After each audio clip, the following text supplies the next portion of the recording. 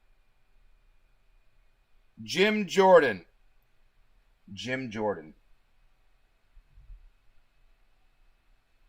U.S. Congressman Jim Jordan. Is this the guy? Yes, sir. This motherfucker right there. Remember that face? Committee will come back to order. I now recognize the gentleman from North Dakota, Mr. Armstrong. This guy's going to go crazy Google when he has gets up received there. He's the one you're watching for. about bias If I against wasn't living in my car, I wouldn't have watched, but you're There were the next threats best of resource. demonetizing Exactly. Federalists and numerous I other would have complaints watched. of viewpoint I like it. suppression. As a result, Just so you know, this stream is on YouTube. But I appreciate you watching it with me instead of anywhere else. A lack of public confidence in a product usually means there's economic harm to the company. But that just isn't the case with Google. So I think it's a legitimate question as to whether Google's market power insulates it from loss of revenue normally associated with offending half the people who use your product. I also think it's a legitimate question to ask if other attempts to regulate your industries have worked. So, Mr. Pichai, Google has restricted advertising analytics or the portability of user data related to advertising due to compliance with the General Data Protection Regulation. Specifically in 2018, Mary, I'm glad you're watching, by the way. I got your restricted message. the ability to export the double ID, a cookie-based identifier that combines individual user data and creates profiles through Google data transfer. Is that correct? Congressman, not familiar with the specifics of that particular issue, but happy to follow up more once I understand it better. So you're not particularly familiar with how you're complying with GDPR? Congressman, we've long been working to comply with GDPR. We think it's an important regulation, and we are in full compliance to the extent of my knowledge. I just meant I'm not aware of that specific issue with the identifier you mentioned there, but happy to understand it better and follow up. All right, so in order to comply with GDPR, Google must retain control over more user data and restrict the ability to combine this user data with other platforms to conduct cross-platform analysis. It seems as if that ultimately limits the ability of advertisers to make comparisons between Google-based campaigns and non-Google-based campaigns. Would you agree with that? In all these ecosystems, we are balancing between users, advertisers, and publishers. We deeply care about the privacy and security of our users. And so when we serve these ecosystems, we have to take that into account. We have to comply with important laws and regulations in every country we operate in. And so that's the delicate balance we are constantly striking. But we are focused on our users and trying to do the best we can. And I just want to be perfectly clear. I personally believe that just the market power consolidation is significant. But I also want to be clear that when we're moving forward to regulate this, that we aren't actually squeezing out competition in our quest to do something. Because I've said that before in this hearing, and I'll say it again. Usually in our quest to regulate big companies, we end up hurting small companies more. And I'm a strong privacy advocate. But the consequences of GDPR have been to further entrench large established actors like Google, leading to regulatory capture that exasperates competition concerns. And Google's digital ad market share has increased since the implementation of GDPR. Do you know that to be correct? Congressman, to just give you a sense of the robust competition we see, ad prices have fallen down by 40% in the past 10 years. And in fact, in the US, advertising as a share of GDP has come down from 1.4% in 1990 to less than 1% today. So we see robust competition in the marketplace. And as I said earlier, we have to comply with regulation. We have to interpret it strictly, and we have to balance the ecosystem. But our utmost care is ensuring privacy and security of our users as we serve these markets. And I'm glad you mentioned privacy, because I would be remiss if I didn't deal with this issue, because it is so relevant. And I think generally speaking, outside of the political issues and the bias associated with all of this, and this is for essentially all four of our witnesses, I think one of our bigger concerns when we talk about data and value, and that data having value and privacy, which is where people really get concerned with how the digital age is moving forward. And there are news reports that law enforcement has made increasing use of what are called geofence warrants. And these geofence warrants allow authorities to compel technology companies to disclose location records for any device in a certain area at a particular time. Court filings suggest that Google received a 1,500% increase in geofence requests from 2017 to 2018, and a 500% increase from 2018 till 2019.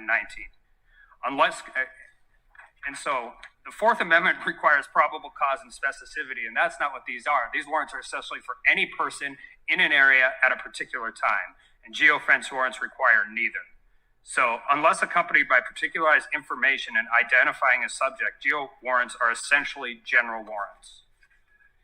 I believe that the location information should be considered as contents of the Electronic Communications Act under the Stored Communications Act. Do you agree? Happy to understand more. We deeply care about this. Is why we issue transparency reports, because we think it's an important area for Congress to have oversight. And we recently made a change by which we automatically delete location activity after a certain period of time by default for our users. So we are happy to engage with your office, Congressman, and you know who he is? He's Jim Jordan. He's a Republican and he's a great speaker. Yes, he is. He's a beast. Jim Jordan. I can't wait. He's going to tear these dudes up. Law enforcement could grab general warrants and get everybody's information anywhere. So it requires Congress to act, and it requires everybody that is a witness in this hearing to be willing to work too, because it is the single most important issue I think we're going to. Time of the gentleman has expired, but I believe he has a unanimous consent request. I do. I have a unanimous consent request for a Wall Street Journal article. Police request for Google users' location histories face new scrutiny. Without objection. And then I have two letters. The letters are from Congressman Walden, Congresswoman McMorris Rogers. The first letter is to Mr. Cook of Apple. The second letter is to Mr. Pichai. Without objection, both may be entered into record. I now recognize the gentlelady from Washington, Ms. Jayapal.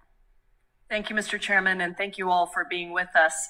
Mr. Bezos, in July 2019, your employee, Nate Sutton, told me under oath in this committee that Amazon does not, quote, use any specific seller data when creating its own private brand product. So let me ask you, Mr. Bezos, does Amazon ever access and use third-party seller data when making business decisions? And just a yes or no will suffice, sir. I thank you for the question. I know it's an important topic, and I also want to thank you for representing us. I can't answer that question yes or no. What I can tell you is we have a policy against using seller-specific data to aid our private label business, but I can't guarantee you that that policy has never been violated. Mr. Bezos, you're probably aware that an April 2020 report in the Wall Street Journal revealed that your company does access data on third-party sellers, both by reviewing data on popular individual sellers and products and by creating tiny product categories that allowed your company to categorically access detailed seller information in a supposedly aggregate category. Do you deny that report? I'm familiar with the Wall Street Journal article that you're talking about, and we continue to look into that very carefully. I'm not yet satisfied that we've gotten to the bottom of it, and we're going to keep looking at it. Okay. It's not as easy to do as you would think, because some of the sources in the article are anonymous, but we continue to look into it. I'll take that as you're not denying that, you're looking into it. I will tell you, a former Amazon employee in third-party sales and recruitment told this committee, quote, "There's a rule, but there's nobody enforcing or spot checking. They just say, don't help yourself to the data. It's a candy shop. Everyone can have access to anything they want." Do category managers have access to non-public data about third-party products and businesses? Here's what I can tell you. That we do have certain safeguards in place. We train people on the policy. We expect people to follow that policy the same way we would any other. It's a voluntary policy. As far as I'm aware, no other retailer limits their use of data at all. There's no actual enforcement. There's no actual enforcement of that policy. So it's voluntary and there's no actual enforcement. So maybe that answers my... Sorry. No, I think I may have misspoke. I'm trying to say that the fact that we have such a policy is voluntary. I think no other retailer even has such a policy. Well, that's enforcement of that policy.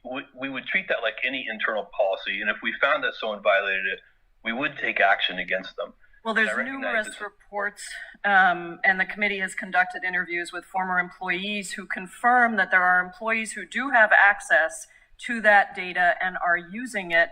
And so my next question was going to be, if you thought you were actually enforcing these rules, do you think that that's working? And again, I would just say that there's credible reporting that's documented breaches of these rules that you have put into place. And the committee has interviewed employees. Heather, that, I'm surprised they're not typically interrupting say him like that they these did breaches Barr yesterday. He typically couldn't get a word in. occur. I know that was an Let's talk about assault aggregate yesterday. data for a minute. Your rules do allow for you to access combined data on a product when there are only one or two sellers in the marketplace, correct? Yes, aggregate data is allowed under our policies. That is correct. Okay. And interviews with former employees. These are what's called softball questions. Allows access Okay. to highly detailed data in those product categories. There's the example of Fortem, a small business that had no direct competitors except for Amazon Warehouse Deals, a resale clearance account that only sold 17 units. An Amazon employee accessed a detailed sales report on Fortem's product with information on how much the company spent on advertising per unit and the cost to ship each trunk. And then Amazon launched its own competing products in October 2019. That's a major loophole. And I go back to the general counsel's statement to this committee very clearly that there was no access to this data, that Amazon does not use that data for its own benefit. And I'm now hearing you say, well, you're not so sure that that's going on. And the issue that we're concerned with here is very simple. You have access to data that far exceeds the sellers on your platforms with whom you compete. You can track consumer habits, interests, even what consumers clicked on but then didn't buy. You have access to the entirety of sellers' pricing and inventory information, past, present, and future, and you dictate the participation of third-party sellers on your platform. So you can set the rules of the game for your competitors, but not actually follow those same rules for yourself. Do you think that's fair to the mom and pop third-party businesses who are trying to sell on your platform? I appreciate that question, and I like it a lot because I really want a chance to address that. I'm very proud of what we've done for third-party sellers on this platform. We started our third-party platform 20 years ago. Well, I got to go. and we Need had to play 0 games for sellers gas on it. money. question You're going to I'm be on later asking- tonight. Sorry, Probably I'm not so because sorry. it is my anniversary. I will The question probably I not be wanted doing to any ask you streaming is, after 6 o'clock. that But tomorrow, you have access to maybe data during that the day, your competitors but do not Friday have. So is an you might allow all-nighter, third-party people. sellers We will be onto on your all night on platform. Friday, But if for you're sure. continuously monitoring the data to make sure that Starting they're never going to Friday get big live enough at that they 5. can compete with you, that is actually the concern that the committee has. And, you know, I think your company started in my district. I want to thank you for that. I want to thank you for the work that you've done and say that the whole goal of this committee's work is to make sure that there are more Amazons. that there are Softball more questions Apples, compared to what that they should there be are asking. more They're companies asking that them get to questions that have innovate great and answers. Small businesses get to thrive. And that is what we're trying to get at. That is why we need to regulate these marketplaces so that no company has a platform so dominant that it is essentially a monopoly. She wants Thank you, to Mr. regulate the Chairman. country, the companies. I'm Listen, gonna these are Democrats. I just wanted to, Democrats want to remind take you, we government appreciate control the of gratitude industry. for the That's what questions socialism and your, is. That's what all of these description questions of them are, as people. good questions, The but, Democrats we'll are just assume setting that up they're good to questions and take they're- control of industry because that is the definition of With socialism. that, I recognize the gentleman from Florida, Mr. Stu. Oh, you have too much power, Thank you, Mr. Amazon. Chairman. I'm against Mr. those things. Chai, These I'd people like need to, to have start with free you, and I'm industry. just These gonna are still illustrate businesses. my They just need to question not be with censoring a people. factual incident that actually occurred. Thank you for to the me. happy anniversary. Several months ago, my wife called and said, "Hey, there's a good article on the Gateway Pundit that you should read." So out of Oh. curiosity, I was up here in Washington. Out of I like this curiosity, I Googled Gateway Pundit. And it didn't show up on the first page, didn't show up on the second page. There was a bunch of different blogging sites about how there were disagreements with what was on the Gateway Pundit. But I actually had to type in gatewaypundit.com to get to it. Interestingly, Google didn't allow me to get to the actual website.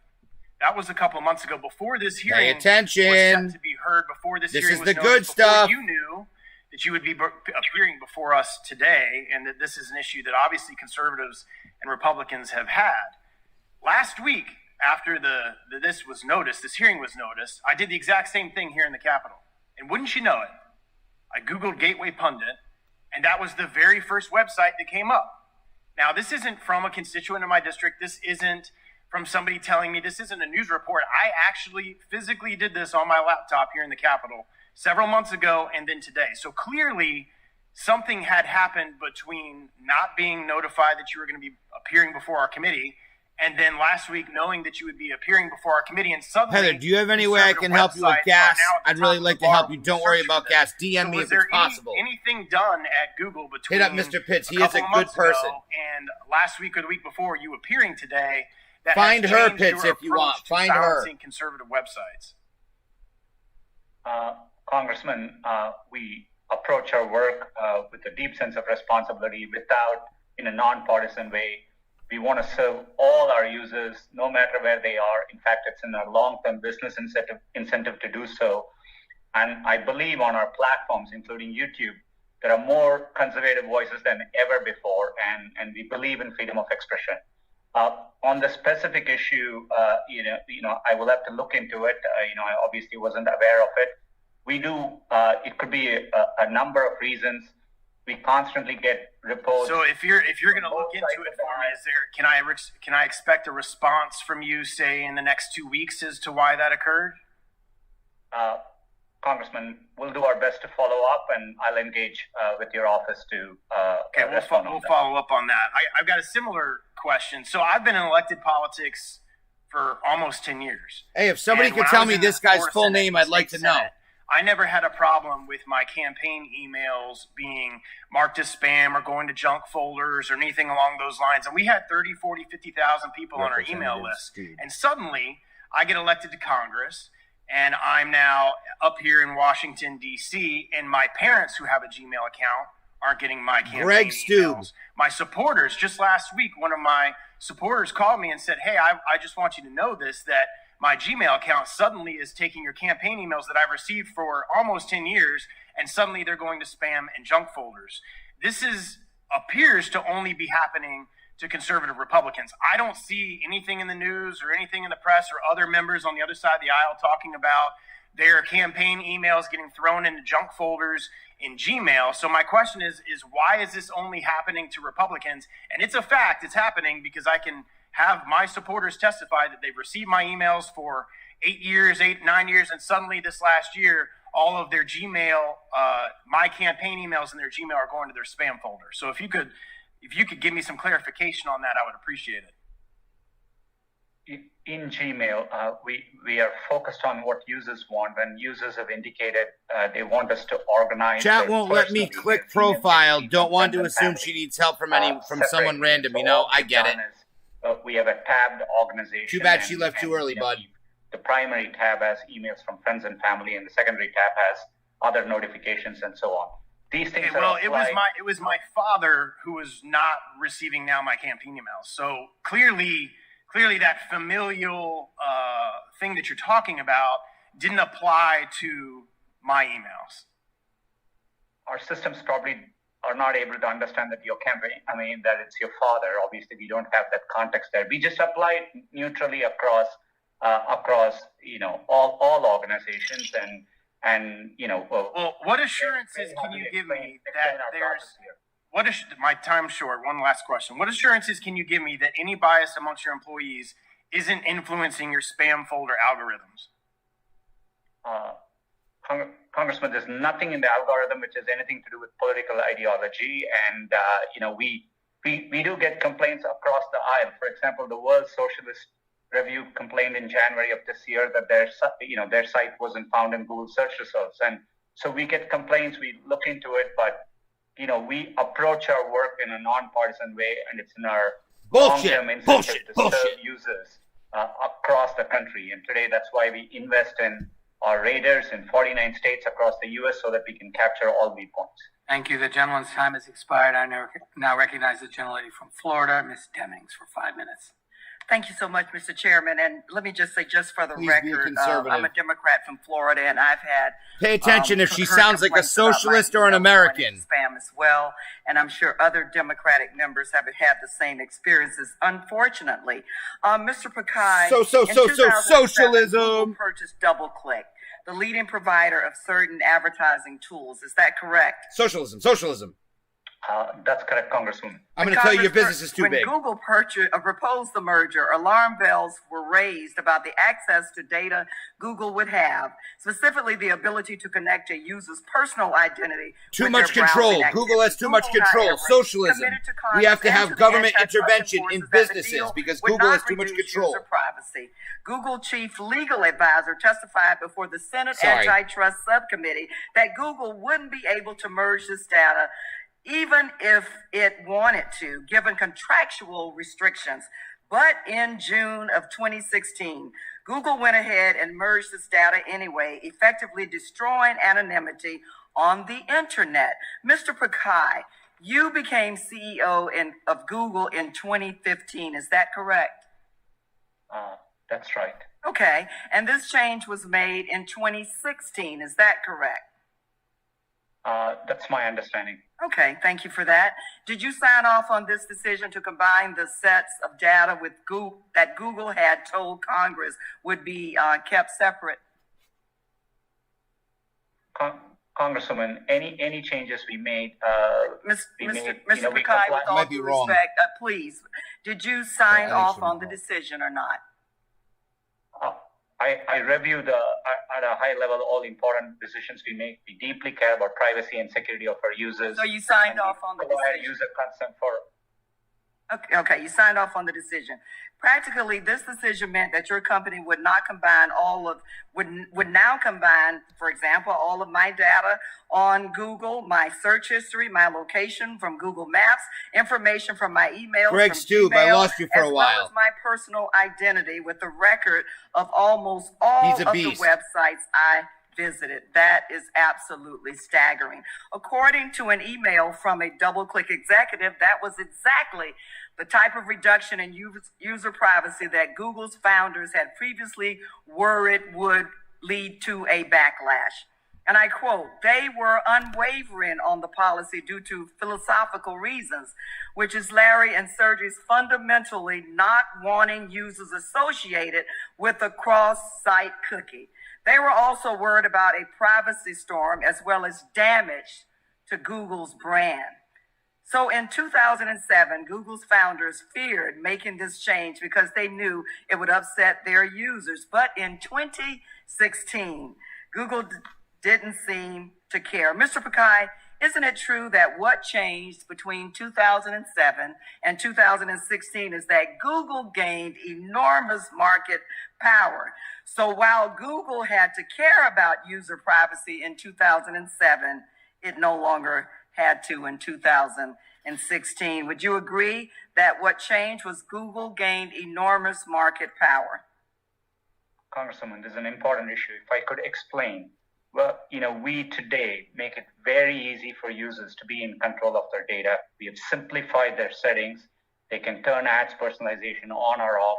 We have combined most of activity settings into 3 groupings. We remind users to go to a privacy checkup. 1 billion users have done so. Mr. Pichai, thank you so much for that. I am concerned that Google's bait and switch with DoubleClick is part of a broader pattern where Google buys up companies for the purposes of surveilling Americans, and because of Google's dominance, users have no choice but to surrender. In 2019, Google made over 80% of its total revenue through selling of ad placement. Is that correct, Mr. Pichai? I think I judged this woman wrong. I think she has a different angle. 80%? Yeah, okay. That's a good point. And because Google sells behavioral ads targeted to each of us as individuals, the more user data that Google collects, the more money Google can make. More user data means more money. Is that correct? In general, that's not true. For example, when more you come user in data, not the more money Google collects? I'm sorry, please. So you're saying that the more user data, it does not. Oh, I don't mean doubt the that more she's a money liberal. That Google Correct. Can collect. And she's definitely still using this information to create socialist policies. However, I don't mean to discredit the point that she's making by saying that. Thank you so much. Google is spying. They're just doing it on behalf of the CIA, and she's well aware of The it. chair now recognizes the ranking member of the full committee, Mr. Jordan, for 5 minutes. Thank you, Mr. Chairman. Mr. Pichai, is Google going to tailor its features My to help boy! Joe Biden in the 2020 election? Congressman, we approach our work, we support both campaigns today. We think political ads is an important part of free speech in democratic societies, and we engage with campaigns, according to law, and we approach our work in a nonpartisan way. It's a yes or no question. Can you assure Americans today you won't tailor your features to help Joe Biden in the upcoming election? We My support boy. work that campaigns do. I just want to make sure I understand that. We all do all kinds of online, social media, all kinds of that outreach, that communication. This is a simple question. Can you today assure Americans you will not tailor your features in any way to specifically help one candidate over other? And this what I'm concerned about is you helping Joe Biden over President Trump. We won't do any work, to politically tilt anything one way or the other. It's against our core values. But you did it in 2016. Yes! There's an email in 2016 that was widely circulated amongst the executives at your company that got public, where Ms. Ileana Murillo, head of your multicultural marketing, talks about the silent donation Google made to the Clinton campaign. He makes me want to rip my fucking shirt off. She points that out in the email. I'm just curious, if you did it in 16, I want to make it, in spite of the fact you did it in 16, President Trump won, I just want to make sure you're not going to do it again in 2020.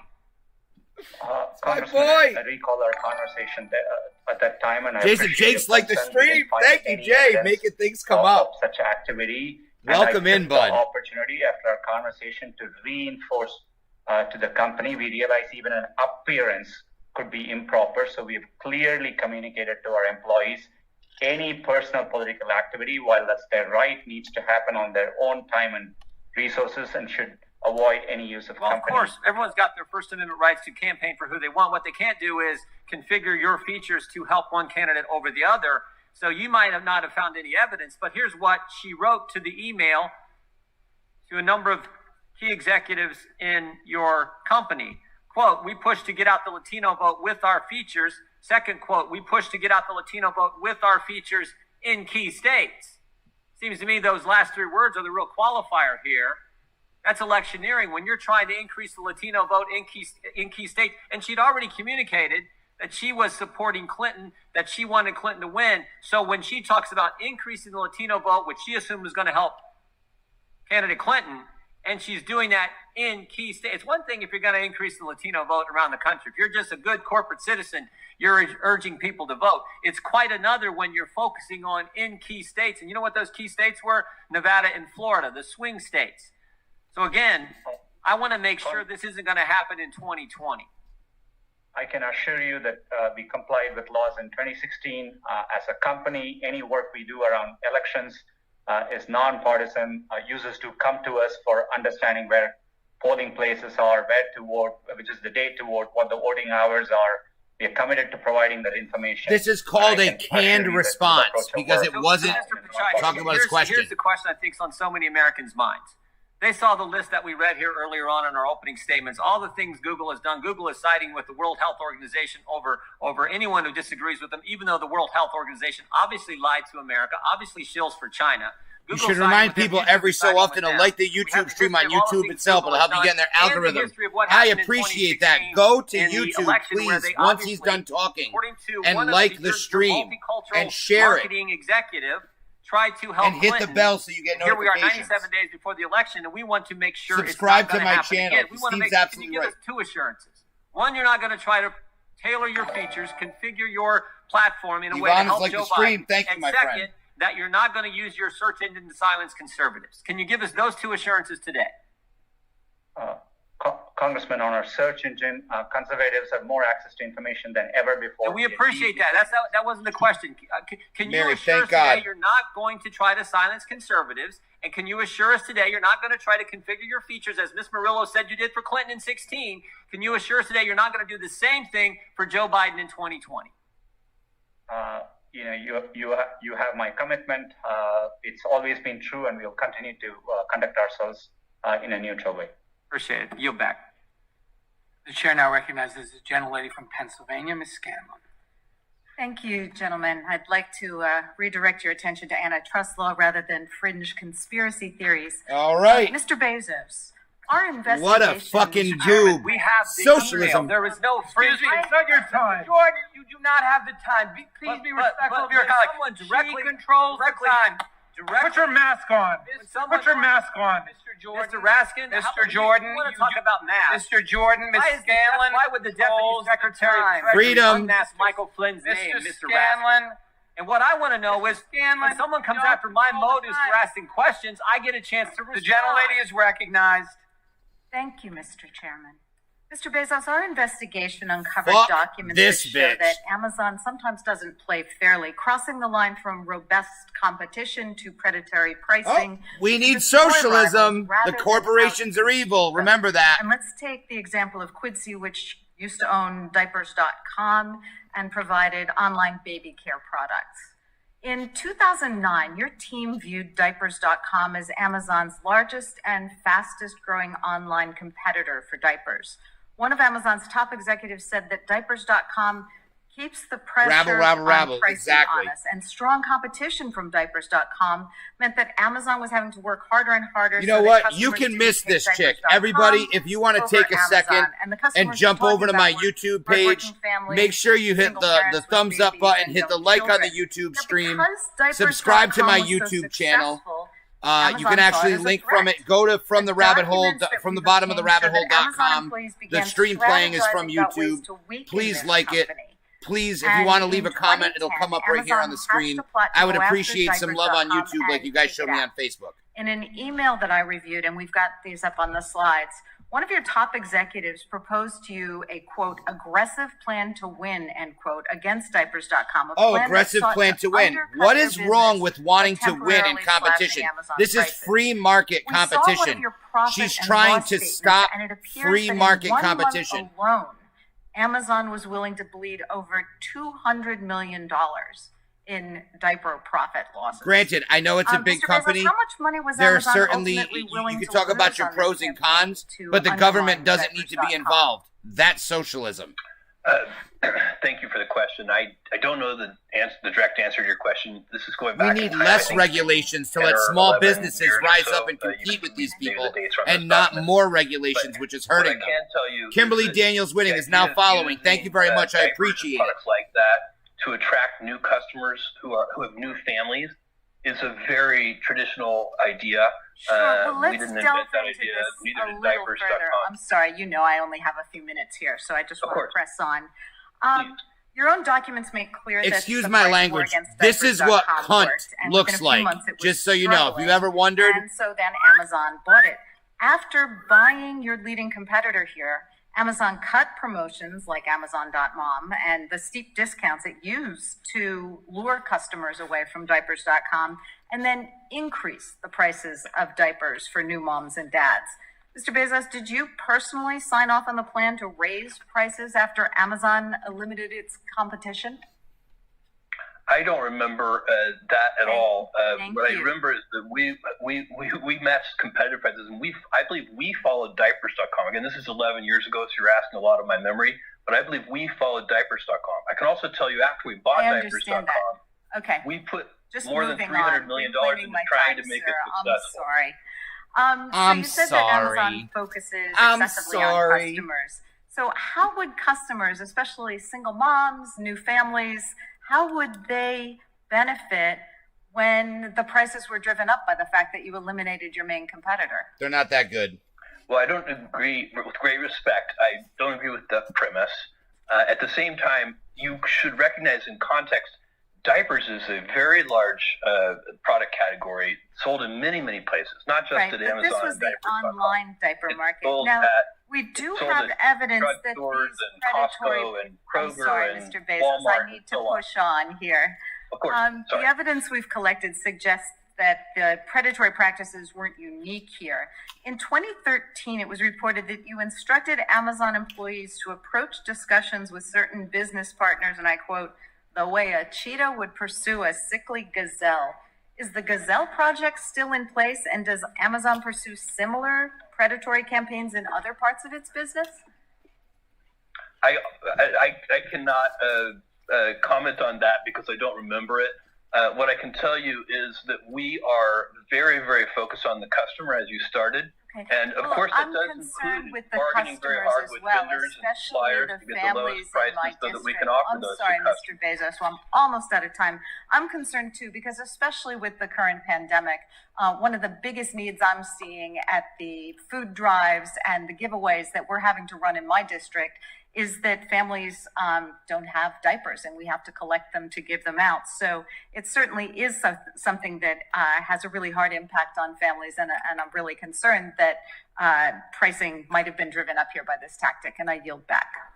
Can you please bring John Levy yields back. I just announced that votes have been called, but we're going to continue with the hearing, so I invite colleagues to vote at, it's a rolling vote, so vote according to your own schedule. I now recognize the gentleman from Colorado, Mr. Neguse, for 5 minutes. Thank you, Mr. Chairman, and I want to thank each of the witnesses today for your testimony. Exactly. Mr. Zuckerberg, in 2004, when you had launched Facebook, it's fair to say, I think you'd agree with me, that you had quite a few competitors. Would you agree with that? Congressman, yes. MySpace, Friendster, Google's Orkut, Mixi, Cyworld, Yahoo 360, AOL's Bebo, they were all competitors? Congressman, those were some of the competitors at the time, and it's only gotten a lot more competitive since. Well, let's talk about that, because by 2012, Mr. Zuckerberg, none of those companies that I just identified existed. You're certainly aware of that. They were all basically gone. Facebook, in my view, I think was in a monopoly by then. I wonder whether you would agree with that. I take it you don't. Congressman, that's correct. I don't. We face a lot of competitors in every part of what we do, from connecting with friends privately, to connecting with people in communities, to connecting with all your friends at once, to connecting with all kinds of user-generated content. I mean, I would bet that you or most people here have multiple apps for each of those on your phones. Mr. Zuckerberg, why don't we dig into this a bit further? So you and I clearly disagree about that. In 2012, I'm looking at a document that was produced by Facebook in response to the subcommittee's investigation. It's a presentation prepared for Sheryl Sandberg to deliver to the board of directors of a major telecommunications firm, boasting that, quote, Facebook is now 95% of all social media in the United States. Thank you very much for the like and subscribe on YouTube. That is very important. I appreciate it. So as I look at that graph, I certainly think most folks that graph is very manipulative. Facebook was a monopoly as early as it might not be, but it could nonetheless, be. I understand that you got to ask questions on that point. I have no idea what this data is. Facebook, its strategy since that time to essentially protect what I describe as a monopoly, but obviously what you would describe as market power, that Facebook has been engaged in purchasing competition, in some cases replicating competition, and in some cases eliminating your competition. Would that be a fair statement? Hey, guess what? Every single one of these companies that got bought got a fat paycheck, and now they can do something else. Connecting with other people is a very large space, and I would agree that there were different approaches that we took to addressing different parts of that space, but it's all in service of building the best services. And I appreciate that, Mr. Zuckerberg. I appreciate the latter point. It sounds like you are conceding that at least some of those strategies were I'm also what I eating identified. So I want to talk a little about that. Amandillo Manuel. I wish I could say that name. I completely apologize for butchering your name, but I thank you very much. And saying that we are going to spend 5 to 10% of our market cap every couple of years to shore up our position. And my sense of the facts is that is in fact what has occurred.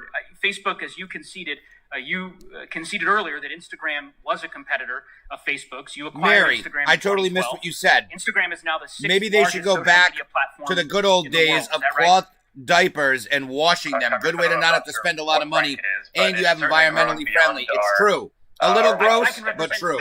I'm also fucking Dems. Let's go back to censorship. Absolutely. They're socialists. Let's shit on businesses so we can make legislation to stifle businesses. We're going to act like it's big business, but we're going to stifle your business. They don't want your business to be profitable. They want the government to own business, because that's what socialism is. Because these people are fucking socialists. They're communists. They're Marxists. Users, and WhatsApp is now the second largest social media platform in the world, with 2 billion users worldwide, more than Facebook Messenger. And of course, your company owns WhatsApp.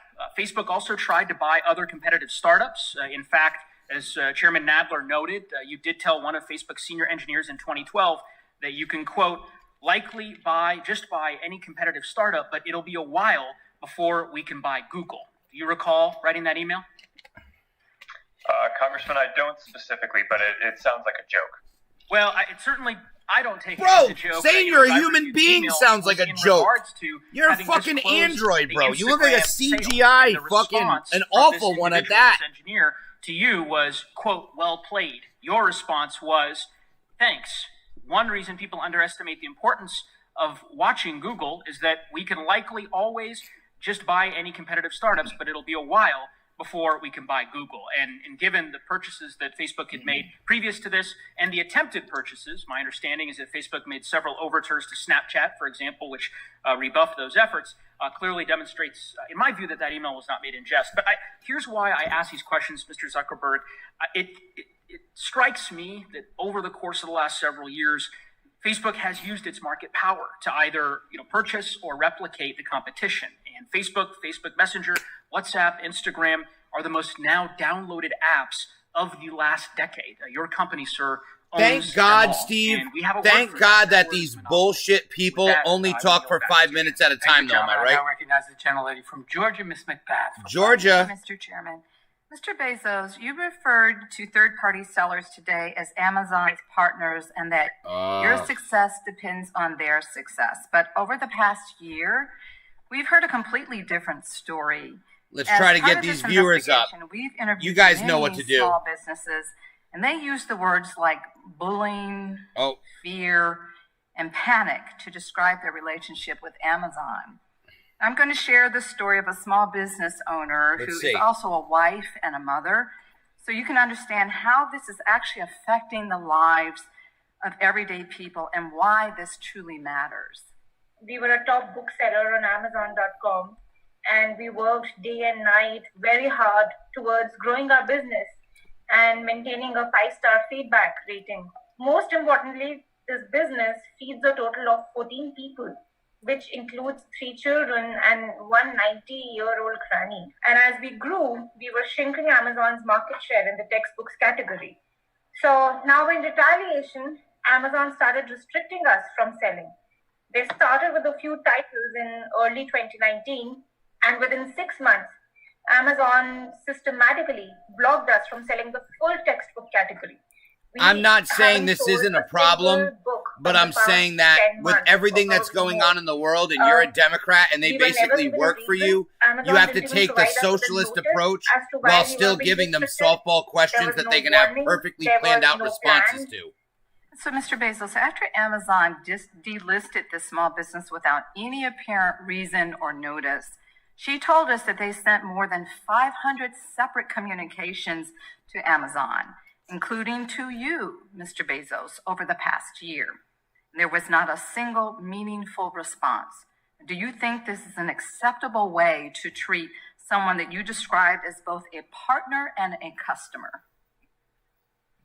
No, Congresswoman, and I appreciate you showing me that anecdote, and I would like to talk to her. It does not at all to me seem like the right way to treat her. And I'm surprised by that. Who the hell's story is this? What's the name of the book or business name? Absolutely right. It's Ask Questions. Is this even real? Nobody understands what's going on. She's a fucking socialist liberal. Respectively, sir. So I don't understand it, but I would like to understand it better. And with your permission, I would like to get in touch with your office. I think, though, that you're missing the point. This is not just I think about you're one missing the business. point. Now, I'm concerned that this Frosty is a pattern tips. of behavior, and basically this pattern of behavior has to change. Mr. Bezos, She needs to take a Miss my question McBath. is simply, are you willing to make sure going No, I'm forward just kidding. that, She probably is clean. the I don't know. numerous I'm just sellers being mean. I'm that trying to we've be talked funny. to, they have problems just I'm like not trying to this. be spiteful. And there are more sellers who've told us that they've exhausted all of their options. I appreciate before everyone finally watching and reaching out to you paying directly attention to something as a important in the last world. resort, but they're still waiting for your response. So what do you have to say to the small businesses who are talking to Congress because you simply won't listen to them? Well, I'd say that's not acceptable. If we aren't listening to you, I'm not happy about that at all. But I would, if you allow me to disagree a little bit with a piece of this, I do not think that's systematically what's going on. And the evidence that I would instead, because Jeff Bezos has these illegal H-1B workers, not illegal, but basically slave labor, we should call him Jeff Pesos. 20 years ago, it was because zero, he's just paying and a today mere few it's pesos. 60% of sales. Third-party Thank you sellers very are much. growing even Thank faster you so than much. first-party retail. Mr. Bezos, Also, thank you Jeff so much. You said that sellers have many Bezos-zillions. other attractive options to reach customers, but that's not at all what we found in our investigation. According to eMarketer, There's some a source statistics. You Amazon gotta love cited liberals in and graphs and this statistics. committee, Amazon Then again, has I can't nearly say that 7 everyone times uses the them. market That's not a share of liberal its thing. closest e-commerce competitor. One seller told us that, and I quote, Amazon continues to be the only show in town. No matter how angry sellers get, they have nowhere else to go. So are you saying that these people aren't being truthful when they say that Amazon is the only game in town? No, it's not. Yeah, Congresswoman, with great respect, I do disagree with that. I believe that there are a lot of options, and some of them are not even listed on that chart. I just looked at it briefly, but I didn't see some that I know of. For example, Who made that graph? I know. Where did that data come from? Thank you. All right, thank you for that. There are more and Mr. more Bezos, every day. my time is short. If Amazon didn't have monopoly power over these sellers, do you think they would choose to stay in a relationship that is characterized by bullying, fear, and panic? With all respect, Congresswoman, These I reference do graphs not are accept so the vague. premise of Yes. your question. And That you're is making not that. how we That's not operate even the me coming up business. with it. That's you All coming right, up with in that. fact, we work very hard to Thank provide you for that. fantastic Thank you for tools that. for sellers, and that's why they've been successful. Thank you for that. That's Mr. why we Bezos, think I'm going to together. close with giving the bookseller the opportunity to finally be heard by you. Mr. Bezos, we increased our sales on Amazon by 5 times in the past 3 years. And we have contributed that much of proportional seller fees to Amazon. We have contributed that much to your business to 5 times. We followed all the rules that were set by you. She's reading. Please, just help us in earning a livelihood. We beg you. There are 14 lives at stake. Please, please, please help us get back on track. With that, I yield back to I feel Bella. like she was reading. Thank the gentlelady. We've now concluded our first round. I now recognize myself for 5 minutes. Mr. Bezos, according to your testimony, the marketplace is competitive, but Amazon controls as much as 75% of all online marketplace sales. And eMarketer, a source you cited to us in submissions to this committee, reports that Amazon has nearly 7 times the market share of its closest competitor. Isn't it true that small businesses have no real option but to rely on Amazon to connect with customers and make online sales? No, sir. With great respect, I do See, have a he different set him opinion on up. that. He I phrased believe the there are a lot of question in a options way for where small his sellers. I think response Amazon is, a we're great not one, the only and game we in work town. very They're hard. free I to think do we are whatever the they best want. one. They're We have setting Bezos, up a lot of different Amazon programs that help to sellers, say but we are the not right the things. There are 2.2 million active sellers as That's of what the yesterday. Dems do. About 37% They hand of them the those sellers softball. They rely say, on Amazon oh, as is their it sole so? Would you source of say income. it's fair to say That you're is the only over game in town? 800,000 people Absolutely rely not. on Look at all our Amazon to feed their competition. families, put their kids through school, and keep a roof over their heads. Mr. Bezos, you have referred to third-party sellers as both your partners and customers. But isn't it true that Amazon refers to third-party sellers as internal competitors? I think I wouldn't surprise me. In some ways, we are competing, and they're also competing with each other. Well, that's right. Your own documents, Mr. Bezos, Amazon's own documents that you produce refer to the very same sellers that you've described as Amazon partners as internal competitors. In fact, we've heard from Listen, third-party sellers. we again have and freedom in again this during the course country. of All these people should go to Amazon another is the platform. only It should game in happen town. today. One small business We owner vote with interviewed our described it this dollar. way, and I We quote, don't need the "We're government stuck. to tell us We don't not have to choice use but to Amazon sell or to from take Amazon." control of Amazon. Another said, and I Stop quote, doing it. "They've never Stop been a great selling on partner, Amazon." But you have to work with them. During this investigation, we have heard He so keeps many saying, you heartbreaking have to, you stories have of to. small No. businesses who sunk significant time and resources into building a business. I know many and selling people on who Amazon, sell shit on only to have Mercari, Amazon who buy poach shit on their best-selling Mercari. items and drive them out of business. So I want to talk to you about one company that really stood out from the rest. I want I can you go like to this, pay close attention to how they described your partnership, Mr. Bezos. We heard from a small apparel company that makes and sells what they call useful apparel for people who work on their feet and with their hands. Watch. Let's see. Like construction Let's workers see and this shit. firefighters. Hold on. This particular business discovered and started selling a unique item that had never been a top seller for the brand. They were making about $60,000 a year on just this one item. One day they woke up and found that Amazon had started listing the exact same product, causing their sales to go to zero overnight. Amazon had undercut their price, setting it below what the manufacturer would generally allow it to be sold, so that even if they wanted to, they couldn't match the price. Here's how the apparel company described working with Amazon, and I quote, "Amazon strings you along for a while because it feels so good to get that paycheck every week. And in the past, for lack of a better term, we called it Amazon heroin because you just kept going and you had to get your next fix, your next check. But at the end of the day, you find out that this person who was seemingly benefiting you, making you feel good, was just ultimately going to be your downfall," end quote. So, Mr. Bezos, this is one of your partners. Why on earth would they compare your company to a drug dealer? Because they liked Sir, it? I have great respect for you in this committee, but I completely disagree with that characterization. What we have done is create in the store a place. If you go back in time, we sold only our own inventory. It was a very controversial decision inside the company to invite third-party sellers to come into what is really our most valuable retail real estate, our product detail pages. We did that because we were convinced that it would be better for the consumer. It would be better for the Mr. customer Bezos, to have all of that selection. And I think we were right, and I think it's worked out well. We're claiming my time. Unfortunately, this is one of reclaiming my time, Mr. Bezos. This is one of many small companies that have told us during this year-long investigation that they were mistreated, abused, and tossed aside by Amazon. Now, Mr. Bezos, you say that Amazon is only focused on doing what's best for the customer. You just said it again, and that third-party sellers. But how is that possible when you compete directly with third-party sellers with your own products that undercut the competition? Isn't it an inherent conflict of interest for Amazon to produce and sell products on its platform that compete directly with third-party sellers? Yeah, right, but it's not over yet. When you, Steve, Amazon, it's not sets over, the but rules of fuck the game. Cicilline, I agree. Thank you. No, I don't believe it is. We have the consumer is the one ultimately making the decisions. They're making the decisions about what to buy, what price to buy it at. This is old shit. And that's not the question, Mr. Bezos. The question is there an inherent conflict of interest because you are a data company? You know when customers put something in their cart, when they take it out. Traditional brick and mortar stores like a grocery store where competition occurs don't have that.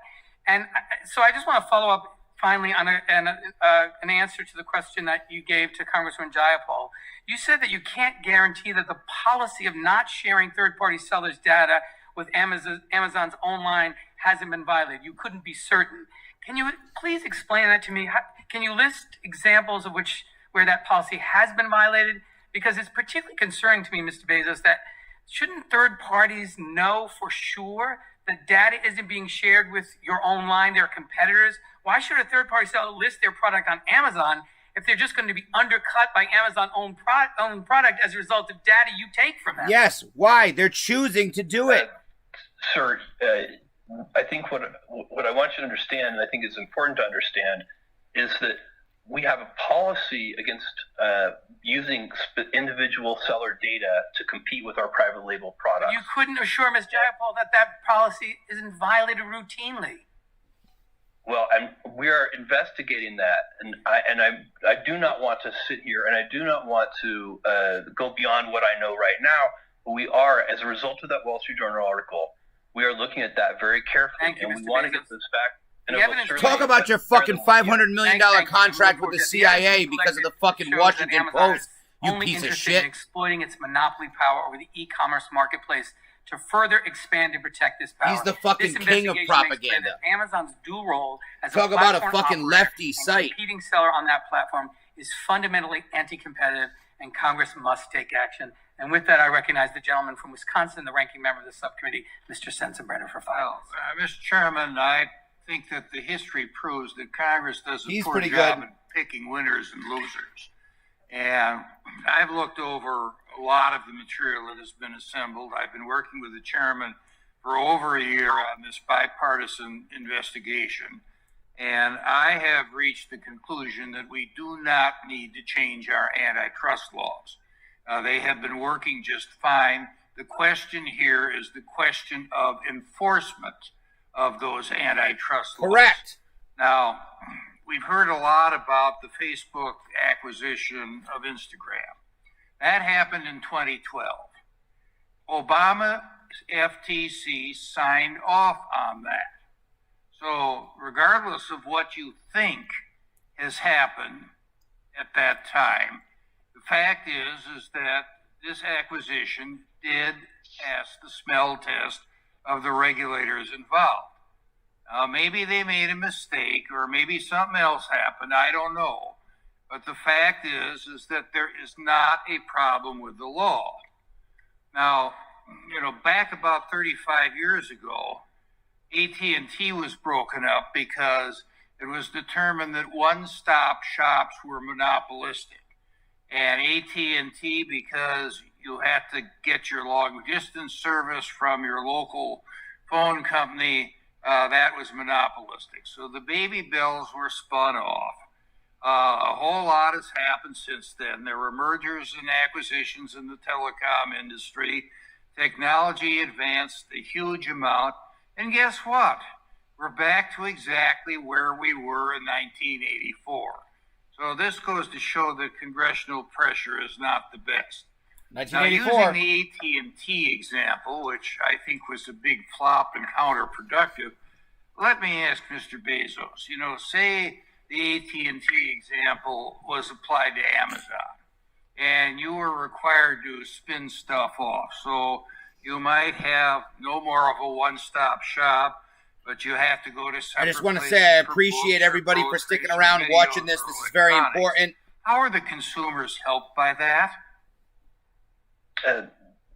Sir, thank you. They would not be. Right. Very clear. Now, Mr. Pichai, let me ask about Google.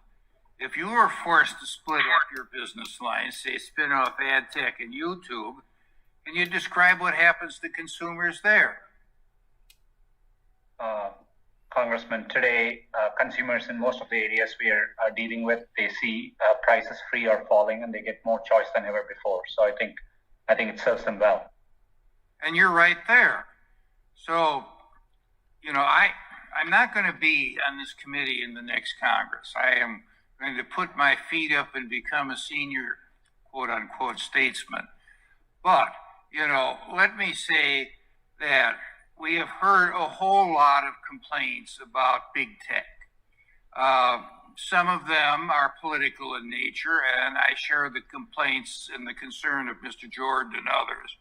And others talk about allegedly anti-competitive activity.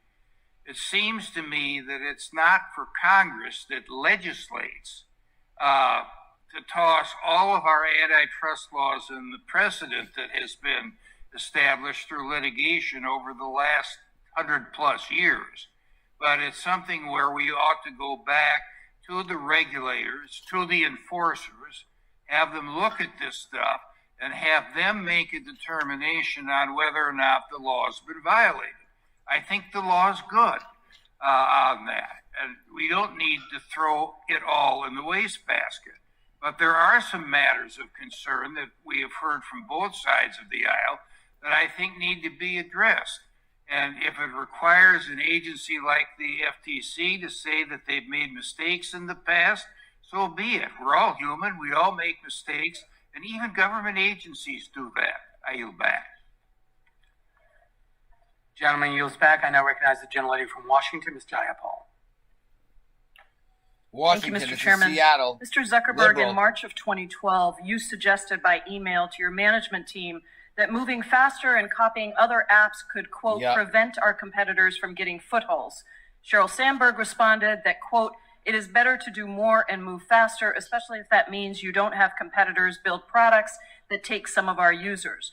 Facebook's product management director added that, quote, I would love to be far more aggressive and nimble in copying competitors. Has Facebook ever taken steps to prevent competitors from getting footholds by copying competitors? The fuck is she talking about? Congresswoman, I view it as our job to understand what people are finding valuable in all of the services that they use. And What's going on? certainly if Brian, someone- what's the worst Do you copy your of these competitors? CEOs, in your opinion? Of the Congresswoman, CEOs? We've certainly adapted features. Oh, then I have to say it's him. That others have let in. It's others copied and not adapted Feinstein. What the features fuck, that- Zuckerberg? I'm not concerned about others. I'm But as just asking individuals, you, Mr. maybe even Zuckerberg, judged since by March today's of commentary. 2012, after that email conversation, Zuckerberg. how many competitors did Facebook end up copying? The worst. Congresswoman, I can't give you a number of companies. He admitted to all the censorship and the hate speech and the I don't know. campaigns I- against free speech. He's by far the worst to me. Any estimates? Piece Your of team shit, was this making guy. a plan. How did it play out? Congresswoman, I'm not sure I agree with the premise here. Our job is to make sure that we build the best services for people to connect with all the people they care about.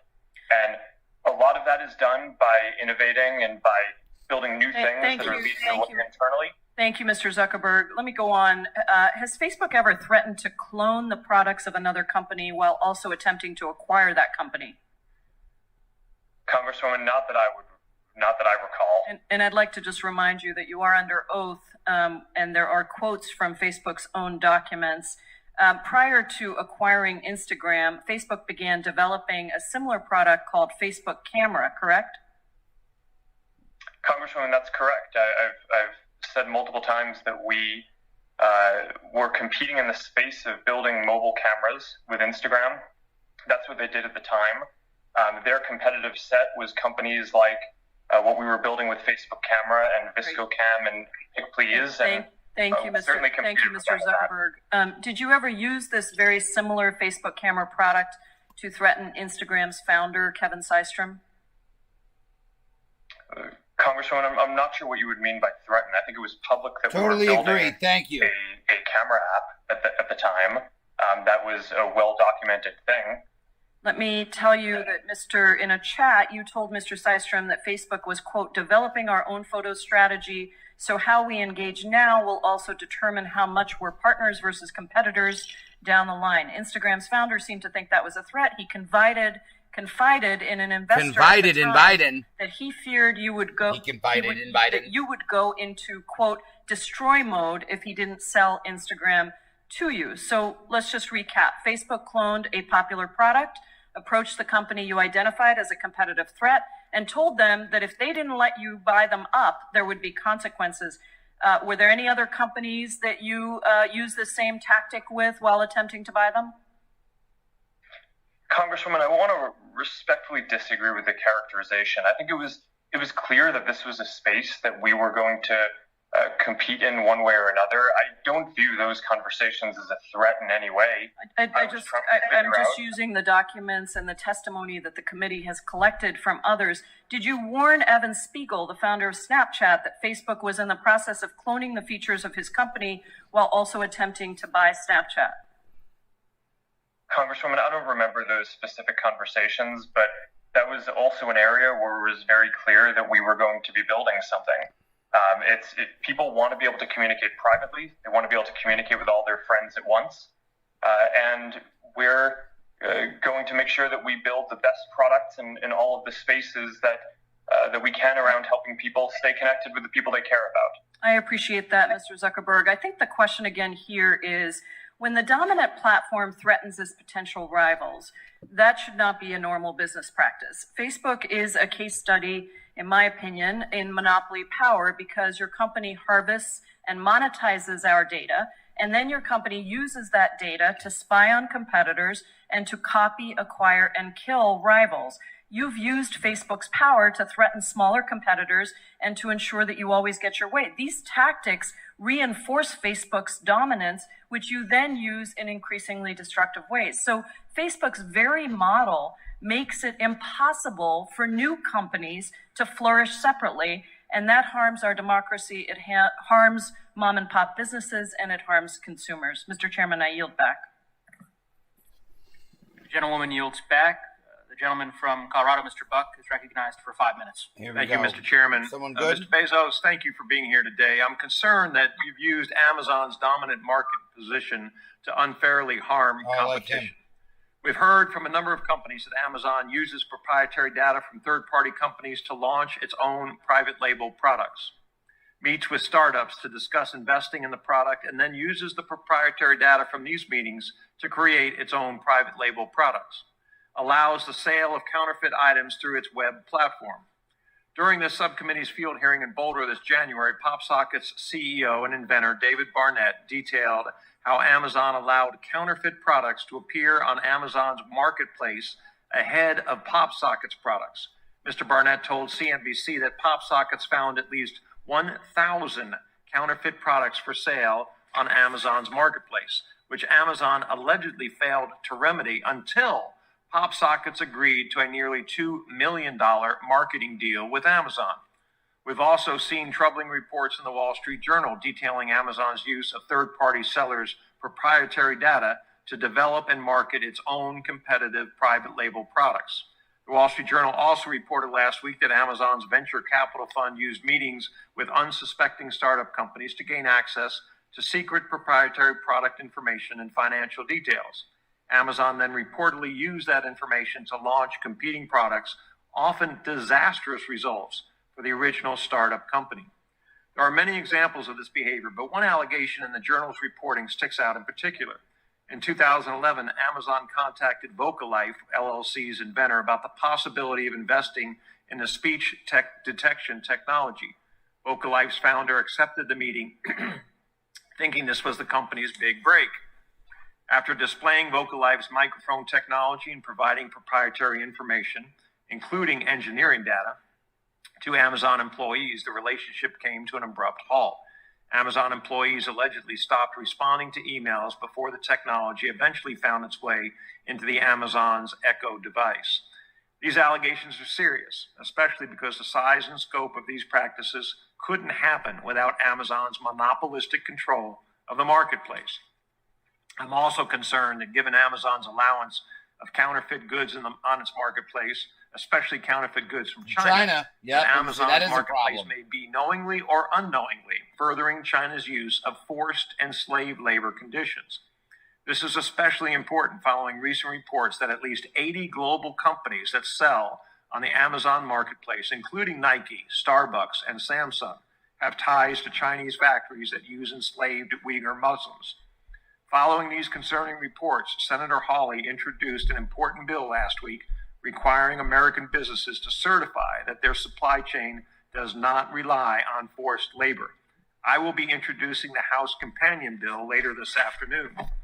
While I do not expect you to have intimate knowledge of the legislation, I do want to ask all four of our witnesses a simple yes or no question. Will you certify here today that your company does not use and will never use slave labor to manufacture your products or allow products to be sold on your platform H1B that are manufactured using slave labor? Mr. Cook, you were kind enough to visit with me on the phone. I think we briefly discussed this issue. If you can give a yes or no answer, and I understand you haven't read the details of the bill, but would you agree to this idea? I would love to engage on the legislation with you, Congressman, but let me be clear. Forced labor is abhorrent. And not we forced, would not tolerate for it pennies on the dollar, H-1B employees in other countries that don't have to go by minimum wage laws in America. Congressman Rashai, your concern in this area, I find it abhorrent as well. Happy to engage with your office and discuss this further. So I really he's don't totally want lying. With my office He's number 2 worst, and Google's the worst company. Is not something Yvonne, just to go back to what you asked. In manufacturing your products or in products that are sold on your platforms. I agree, Congressman. And Mr. Cook? We wouldn't tolerate it. We would terminate a supplier relationship if it were found. Mr. Zuckerberg? I agree. We wouldn't tolerate this, and if we found anything like this, we would also terminate any relationship. And Mr. Bezos? Yes, I agree completely. Thank you very much, gentlemen, and I yield back. I thank the gentleman. I now recognize the gentleman from Maryland, Mr. Raskin, for 5 minutes. Thank you, Mr. Chairman. Kevin Rotello is now following. Thank you, Kevin. And for the you want to share the video as well? Help get some more eyes on this. We want. In the 19th century, we had the robber barons. In the 21st century, we got the cyber barons. Fuck we want this to make guy. sure that the extraordinary power and wealth that you've been able to amass is not used against the interests of democracy and human rights around the world, and not against the interests of a free market at home. So, Mr. Bezos, let me turn to you. I'm interested in the role that you play as a gatekeeper. A lot of consumers want to know when the HBO Max app will be available on your Fire device, and I understand that negotiations are ongoing, but that your company is not only asking for financial terms, but also plugging for content HBO from Warner Media. Is that right, and is that a fair way to proceed? In other words, way worse than Facebook. Their evil knows no bounds. I know, and their name, their logo, their motto used to be your position "Don't be evil." In the They're the video most streaming evil market with respect to content. I'm not familiar with the details of those negotiations. As you said, they're underway right now. I predict that the companies will eventually come to an agreement, and I think this is kind of two large companies negotiating agreements, kind of normal case of normal commerce. But here's why I pursue it precisely, because it is a large company, and in a way, they stand in for hundreds of thousands of much smaller companies who are even in a more disadvantageous position with respect to negotiating with you. I guess the general proposition then you can speak to. Who compares to HBO Max? Is it okay to negotiate not just for financial terms in having someone be part of your Fire unit, but also to try to extract in that negotiation? I'm going to run upstairs and grab a soda because I hate this guy. Everyone who's watching, I thank you for joining me. Again, I'm not like, familiar comment, with the details, subscribe. I'm not asking about that one in general. Say something. I'll talk about it when I get back. I think that when two companies I'm going to grab a soda. You are negotiating not just the amount of money that's going to change hands, but also what you're going to get in exchange for the amount of money. That is a very fundamental way that business works. Do you see at least to outsiders that would look like a structural conflict of interest? Like you're using your control over access to people's living rooms, essentially. You're using that in order to obtain leverage in terms of getting creative content that you want. And are you essentially converting power in one domain into power in another domain where it doesn't belong? I think what I should do is offer to get you information. If you, I'll get it to your office for you, because I'm not familiar enough with this, and I could imagine that there would be scenarios, if we're just talking in the abstract, where it would be inappropriate, and I could imagine scenarios where it would be very normal business and very appropriate. Fair enough. I want to talk about an emerging market, smart homes, and I want to start with the hub of the smart home, smart speakers. Does Amazon price the Echo device below cost? Not its list price, but it's often on promotion, and sometimes when it's on promotion, it may be below cost. Yes. Well, several other companies did tell us, in fact, that Amazon is pricing Echo devices way below cost, making it nearly impossible for them to compete. Kevin Rottello. People, don't be surprised if the internet shuts down during Trump 2020 election. Facebook, Google, Twitter, YouTube, shame on you for trying to control what we read. What happened to freedom of speech? Bill Gates and the rest of you, I hope American people see the real reason why the world is so fucked up. Thank you, Kevin Rottello. Can I ask you a question? Can you tell me how you found the stream today? Would you say the smart home market for which the Echo Ring security system and other smart devices operate is a winners take all market? Kevin Rottello, how did you find the stream today? Thank you very much for joining us, and I appreciate it. If we're able to succeed at what we want, which is we would like, our vision for this is that smart home speakers should answer to different wake words. So, when considering the acquisition of on a case-by-case basis, and I think in that, just to finish, I think it's important, if we could achieve that, then I think you would get really good behavior on the part of competitive voice agents helping you. When you were looking at acquiring live Ring, feeds, thank you, bud. I appreciate you stopping by to join us. We're from the bottom of the rabbit hole. We're always telling the truth. Bookmark the URL from the bottom of the rabbithole.com. So if smart homes are not a market with lock-in effects, why would a leading market position and momentum? Go ahead and go on YouTube if you want. I don't know if you came from YouTube. Sir, no, you're on Facebook. Go like me on YouTube as well and like the stream. We can get some more people in here and some more ideas, man. We're all about thinking. There are multiple reasons that don't believe, buy a company. think. Sometimes we're trying to buy some technology or some IP. Sometimes it's a talent acquisition, but the most common case is market I want this position. soda The so company bad. You has guys have no traction idea. with customers. They've built a service. Maybe they were the first mover. There could be any number of reasons why they have that market position, but that's a very common reason to acquire a company. Well, once a company becomes dominant Yes, in a market, welcome, Kevin. it can favor its own products and services. For the record, we like all ideas and thoughts here. Share the if you want to share the video on Facebook, that would be great. You'd have a little zombie come up, maybe get some of your friends in here, talk with us, chill with us, watch something that's very important to take a look at today. And a New York Times report found that when users say, Alexa, buy batteries, Alexa responds, would you like to buy AA Amazon basic batteries? So has Alexa ever been trained to favor Amazon products? Obviously. When users shop by voice? The time of the gentleman has expired, but the witness may answer the question. I don't know if it's been trained in that way. I'm sure there are cases where Listen, we do promote what our he's own doing. products. Is of course a common People. practice in business, and so it wouldn't surprise me if Alexa sometimes does promote our own products. I was going to say, Thank you, and I yield back. pay attention. What they're talking about. Mr. Bachai, during our This guy was decent. What they're talking about is the equivalent of Stop and Shop having Stop and Shop brand items versus name brand items. It's their store. They can sell whatever they want, and they can also invite the customers to be the other companies to be right next to them on the shelf. You're allowed to sell your own product for cheaper on Amazon. This is the United States of America. Takes a nearly $15 Don't million let them trick you. from China's We do not Central want Military socialism, Commission. people. So you can see how We do not even need if government you don't intervention literally show in up at the free offices of market the Chinese capitalism, even military, though if really you're all it's crony showing up at the capitalism, same place, but working together it's on capitalism AI, nonetheless. that would And we lead need to my less concern. government But I wanna interference talk and about less search, because manipulation. that's an area where I know Google has real market dominance. On December 11th, you testified to the Judiciary Committee, and in response to a question from my colleague Zoe Lofgren about search, you said, we don't manually intervene on any particular search result. But leaked memos obtained by the Daily Caller show that that isn't true.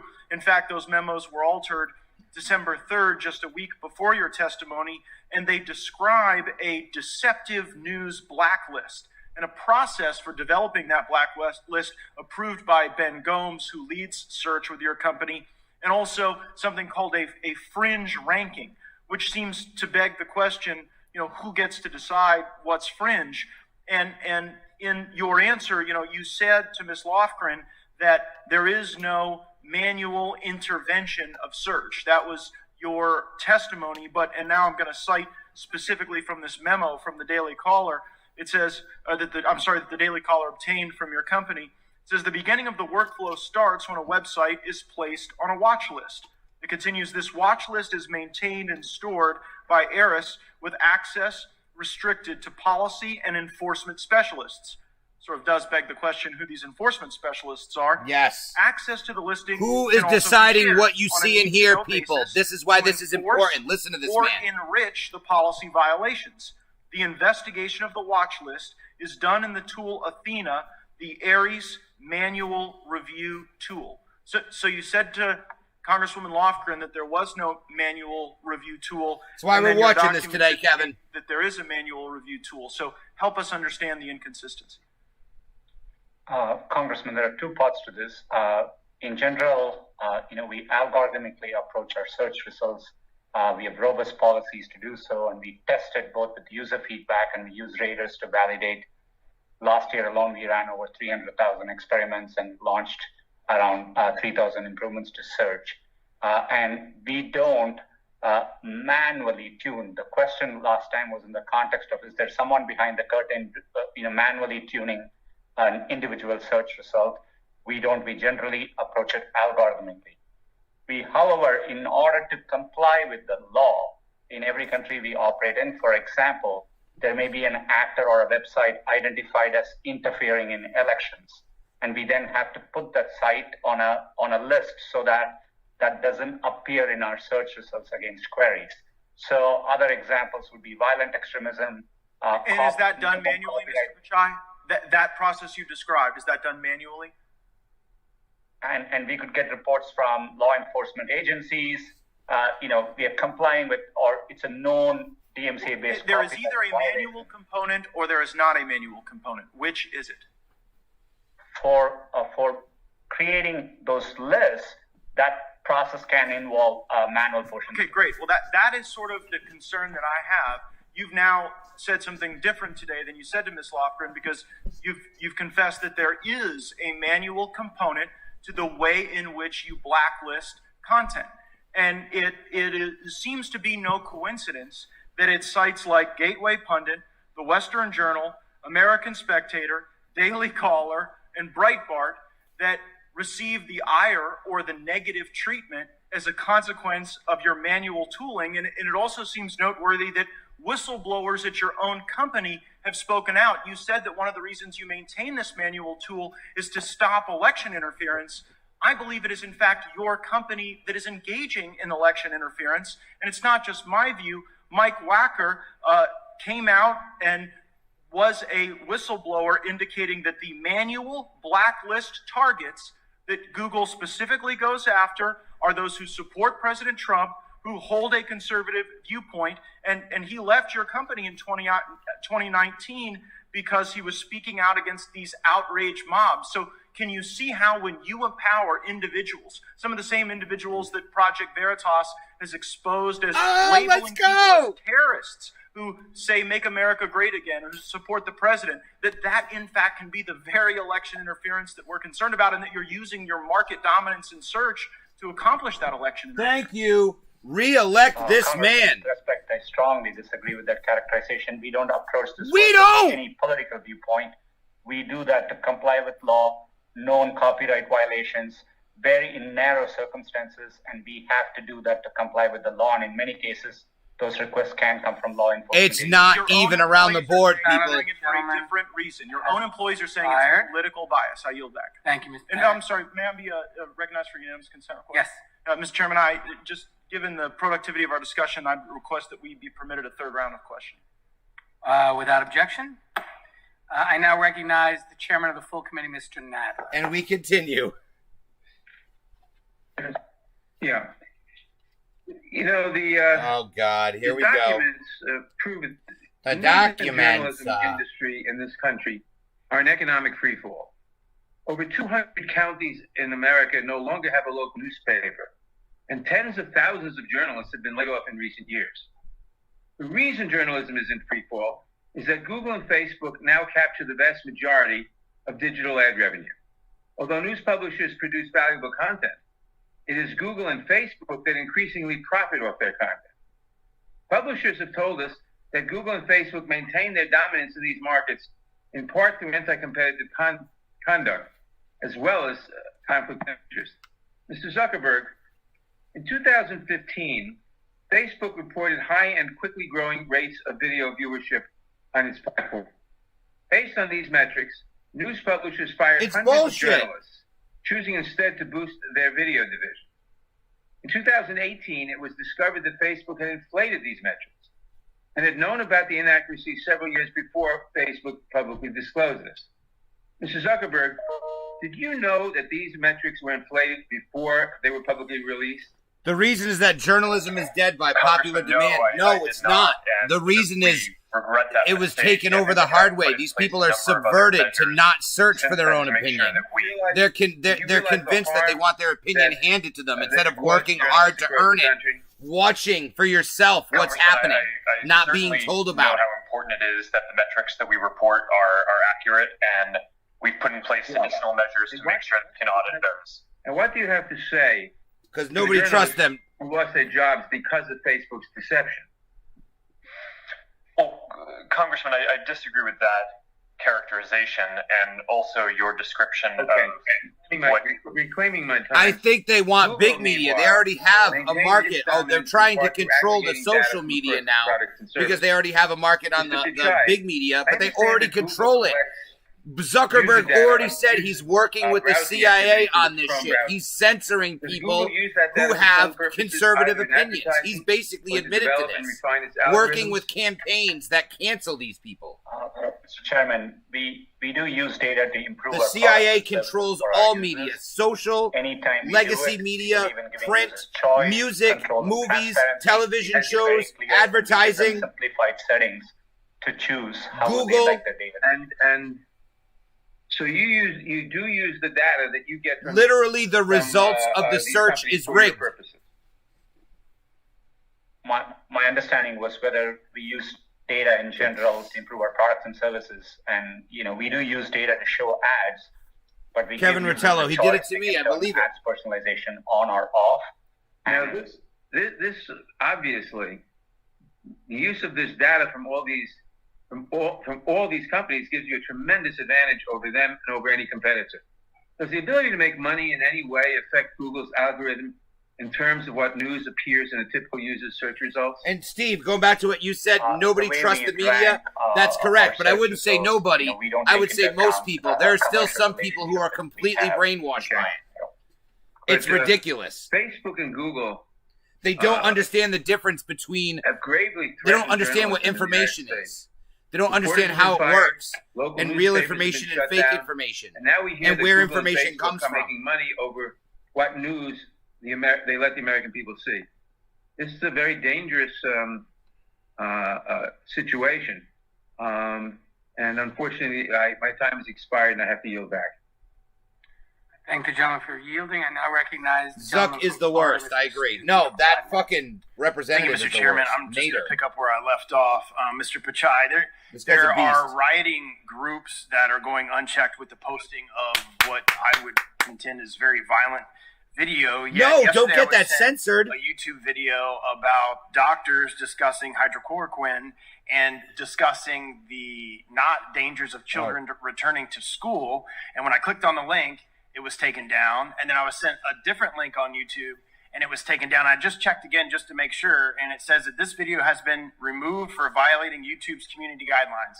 How can doctors giving their opinion on a drug that they think is effective for the treatment of COVID-19 and doctors who think it's appropriate for children to return back to school violate YouTube's community guidelines when all of these videos of violence is all posted? Incorrect. This guy works for the government, and he's telling us the truth. It's the CIA influencing the media and these liberals that are lying. On YouTube about effective ways to deal with COVID. We allowed robust debate, but in the area during a pandemic, we look to local health authorities. So, for example, in the U.S., it would be CDC for guidelines around medical misinformation in a narrow way, which could cause harm in the real world.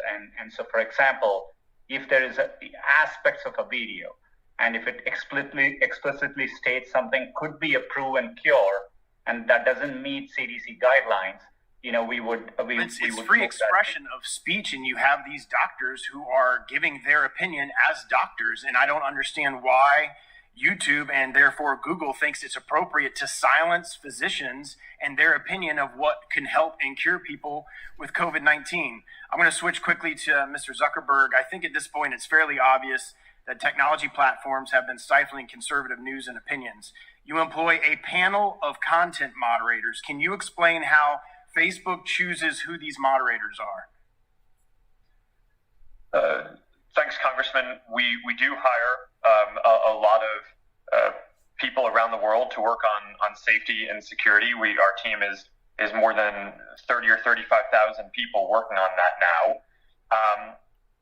We certainly try to do this in a way that is neutral to all viewpoints. We want to be a platform for all ideas.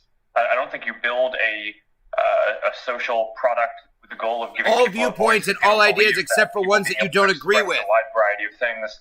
You already admitted to this. This and we try to make sure that our policies and our operations ultimately reflect and carry that out. Is there an ideological diversity amongst the content moderators? Congressman, I don't think we choose to hire them on the basis of an ideology. They're hired all over the world. There's certainly a bunch in the U.S. There's diversity in where they're hired.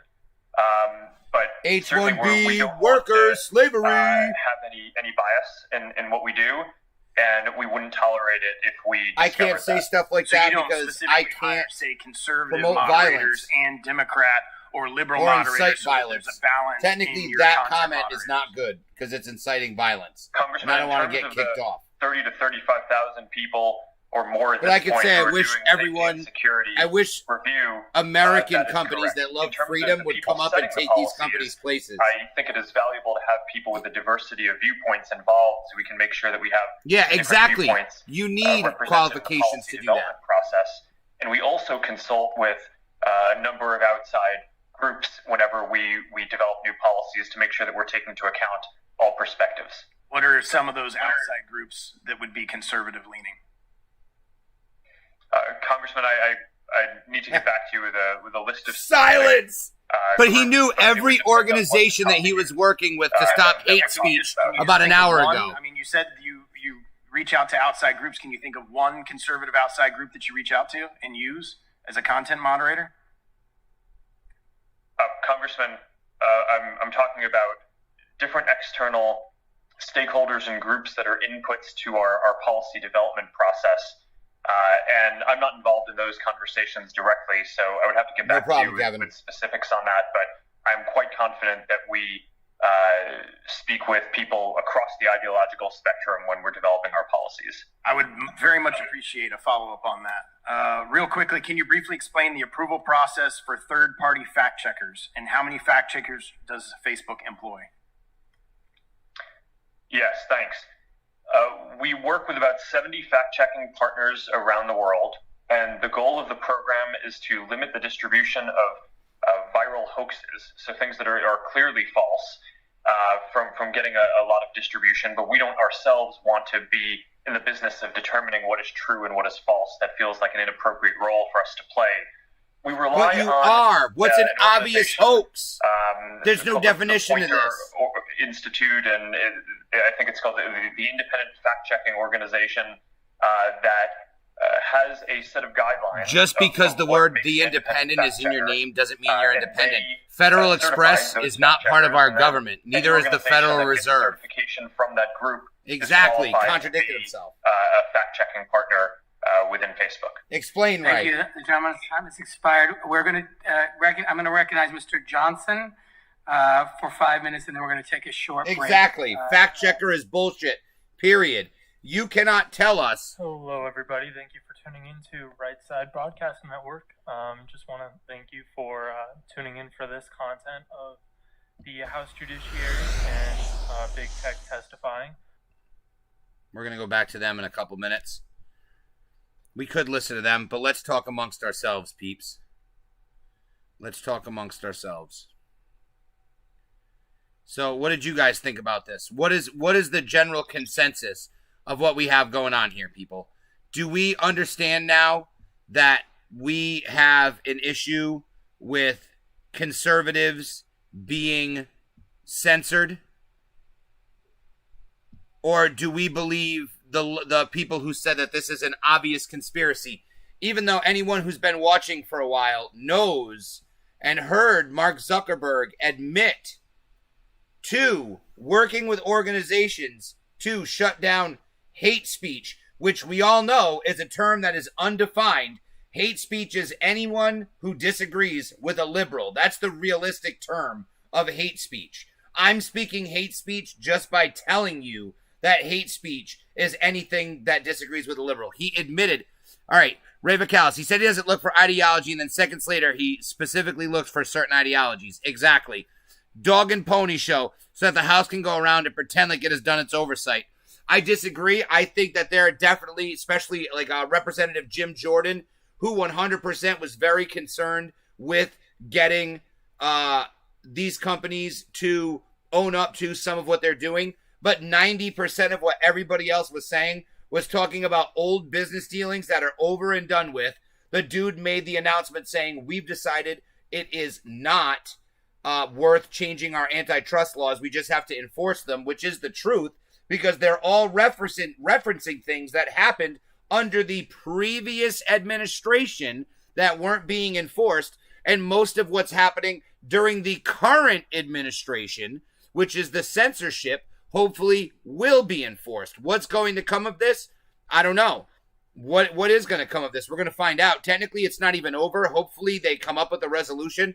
I don't know too much about things like this, but I want to reference this to something that I do know a little bit about because I love video games and I love the history of video games, and I love watching documentaries about old video games and stories.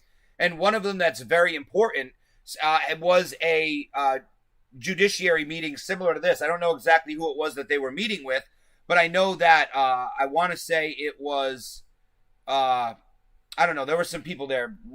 Joe Lieberman was there. But it was when the video game companies were brought to testify in front of Congress about violent video games, mostly Mortal Kombat, Night Trap. These were some of the examples that were given.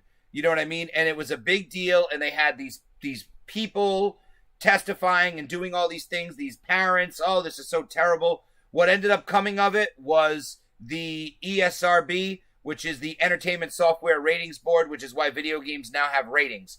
Can we rate information online? Hold on, the comments are coming in too fast. I don't want to not be able to read them. I have backups over here. The last dude, Jordan, and the older guy, a couple guys back, talking about AT&T were the only real people to listen to. No, Jordan, that last dude, yes, that's who you were talking about. The guy, there was one dude that was calling the communists and shit, which was dope. They don't truly have power over these companies, just the purse strings. That's true, but even with that, it's not even that. They have the purse strings, but they also have people implanted in them. People from these intelligence organizations work on the board of directors, and they are carrying out an agenda in front of the public. Their dealings and their underground dealings and their profits and all these things that are happening, they're allowed to happen in exchange for the corruption of these people working with these CIA directors on board. They're talking about these things but planning on doing nothing about it. However, the most important of all these is the censorship, aka out money. Yeah, our money. Yes, absolutely though. That is the money that they're giving them, how they are able to do this. Check out Arcade 1-Up G.I. Joe Cobra theme mod on YouTube. 15,000 games installed. I have a Street Fighter one upstairs in my garage right now that I plan on converting over to a Raspberry Pi. I have multiple Raspberry Pis. I just haven't actually done the work. I have all the tools, but I'm lazy. I'm doing this because this is more important to me right now. Anyone that needs to know about this, go and read the Telecommunications Act of 1996. That sounds like a great thing to read when this is over. I want to see where we're at. Hold on. I got to do a certain thing to interact here. Let's see if for some apps we are live like again. Amazon Prime is a reduced commission such as the one that Amazon Prime gets available to other app developers? It's available to anyone meeting the conditions, yes. Okay, well, let me ask you this. Apple requires all app developers to use Apple's payment processing system if those developers want to sell their goods or services to I work for Arcade 1-Up. I have all of them. Kevin, I'm so jealous. Can you hook me up? Be awesome and hook me up with one of those NBA jams. I have a Street Fighter. My dream arcade would be a Mortal Kombat, an NBA Jam, and a Ninja Turtles. I would mod out my Ninja Turtles. I would mod out my Street Fighter. I would keep Mortal Kombat genuine, and I would keep NBA Jam genuine. Hook me up. Hit me up with a message. Hit me up with a friend request. Sir, 84% of the apps are charged nothing.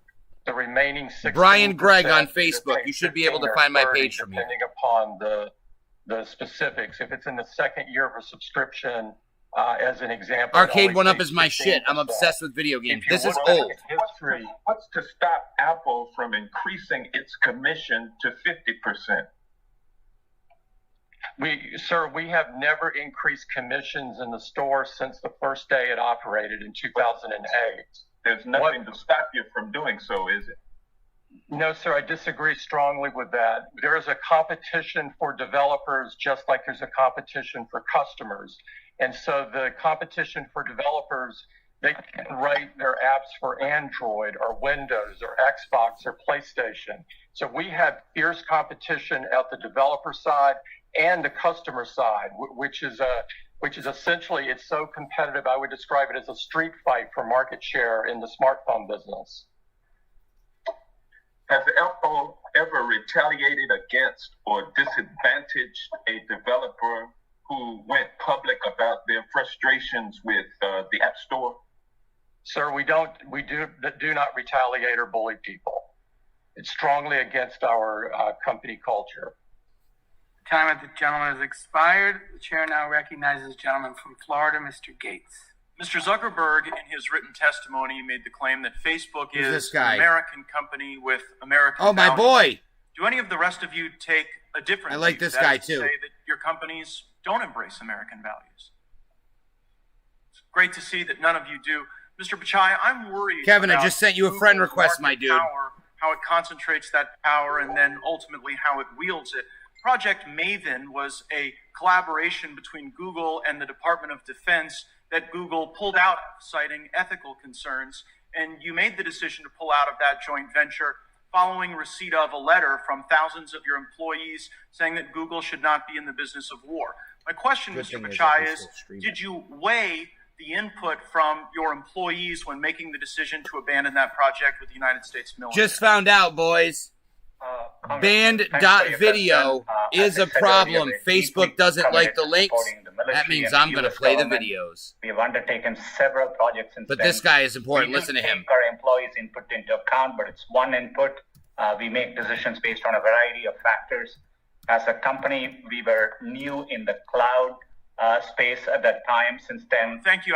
That's a sufficient answer, that you did take their feedback into account. And in fact, some of your Googlers have recently sent you a letter where they've asked you to exit other partnerships as a consequence of ethical concerns. They've asked you to stop doing business with American law enforcement, saying that police broadly uphold white supremacy and that Google should not be engaged in any services to police. And as you well know, you provide some of the most basic services to police like email, but you also provide services that help keep our cops safe when they're doing their job. And so my question is here in front of Congress and the American people, will you take the pledge that Google will not adopt the bigoted anti-police policy that is requested in the most recent letter? Congressman, we have a long track record. I love that guy. Of working with law enforcement. We already and it is watched this. It's a supported by replay or due something. process Is it? And the law, we push back against overbroad requests. We are transparent about the requests we get, but we have All right. a long history of following the law and cooperating with law. I understand the history. I'm asking about. Uh-oh. What's this? Do you guys know who this is? Let's see what happens if I try to play it. I'll turn it over. Thank you. I don't think you guys can see this video. Thank you so much, Congressman. So, Okay.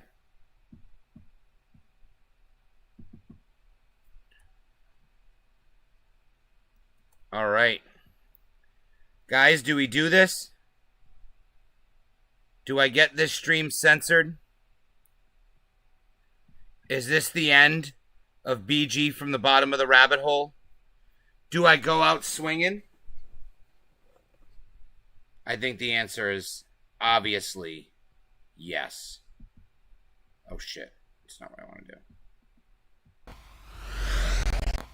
Go over here. over the last 2 months, I've lost Nope. about 20 pounds. All right, so guys, first of all, I just want to thank everybody for being here. If you haven't already, if you're on Facebook, please go to BG from the bottom of the rabbit hole. Give the page a like. We have a hit the bell. long track record of working Hit the with bell law so you can get enforcement, but it is notifications when I go supported by live. due process. If you're watching on And- YouTube, make sure you subscribe to the channel. Hit the bell again. And also, play the one I sent first. All right, I didn't get the one you sent me, Steve. Never got it. Send it to me on my phone. Send it to me in an email. juicetogod@gmail.com. Here we go. Oh, I saw this one. Oh, okay. YouTube is censoring that on the stream. Okay. Let's go ahead and see this.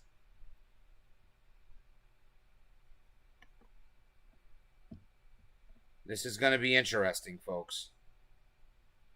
Through hell or high water, we can only hope that this is not going to be the end. Please, everybody, hit me up on Facebook. I'll turn it over. Messenger And tell me if the stream goes off. If it does, same thing on YouTube. Okay. I'd play the one I sent first. I did Messenger. Okay, perfect. Bobby G, wearing the sunglasses. Here we go. This is the shit you are not supposed to see. All right. Let's get it.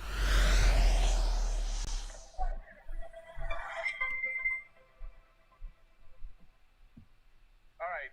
Got a little bit more to say about the aftermath of this White Coat Summit. Just briefly to repeat, in case somebody is joining the program at this point in time, the fact that this is exactly what was needed. They didn't simply talk about HCQ. And Hold on, guys. They didn't even talk about alien DNA, which is now trending on Twitter. Had nothing to do with any of that. You know what? These people came out. We got a problem, and I'm going to fix it.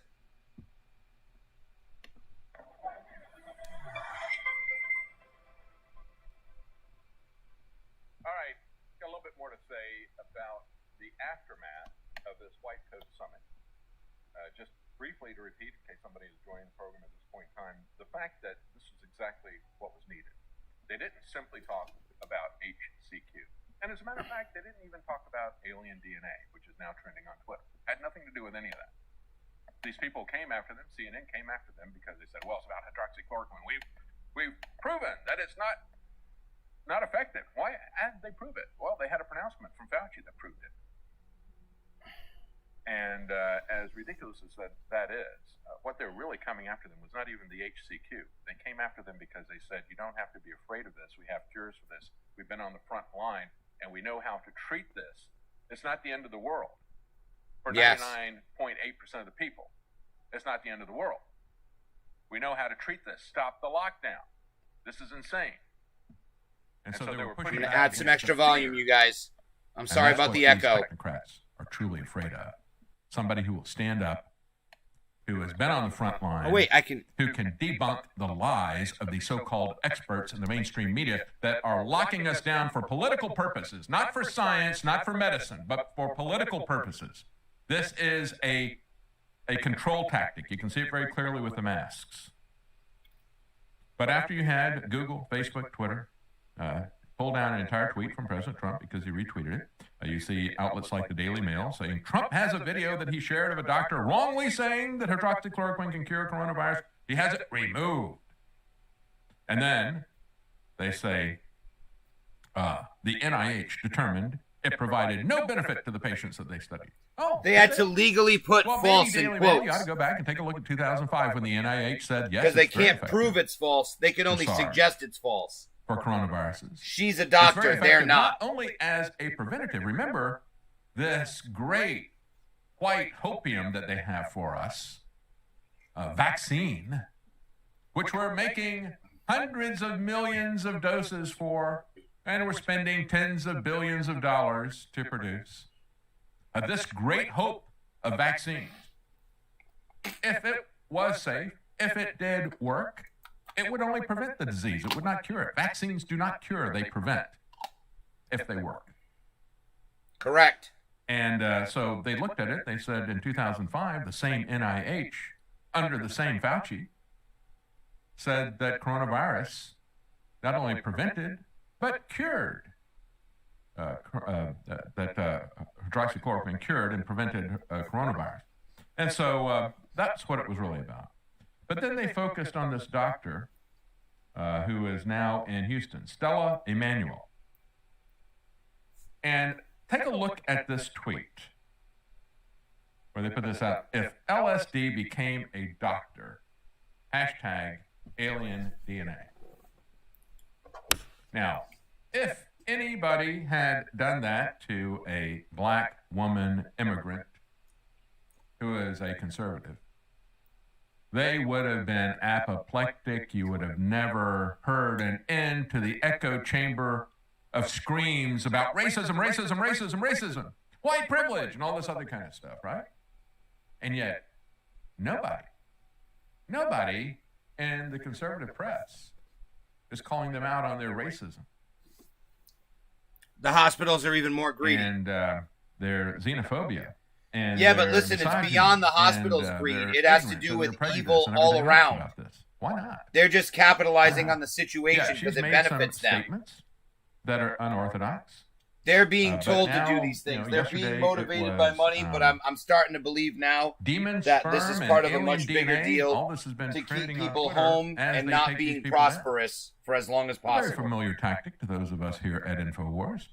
You are going to at first this. purge the people that you're going to attack so they can't defend themselves, and then you hit them with a nonstop barrage of things like gay frogs out of context. Yep. I don't know what she was saying, whether it was They all in work context or together. not. Correct, Sounds like Kevin. it's an unorthodox religious belief that I wouldn't defend or identify with.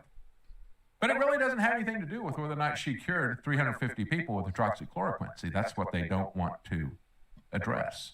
Nobody disputed that she cured these people. Yes. They said, it's settled. It doesn't work because Fauci told us. And I don't care if she's cured 350 people. I don't even want to look at the evidence. I'm not even going to talk about that. What else Exactly. has she done in her life? Not thinking And all about this- it. That's what and people going do with into her information life every and day. He demonizing sounds and like attacking me. her personally. All of that happened after they shut it down.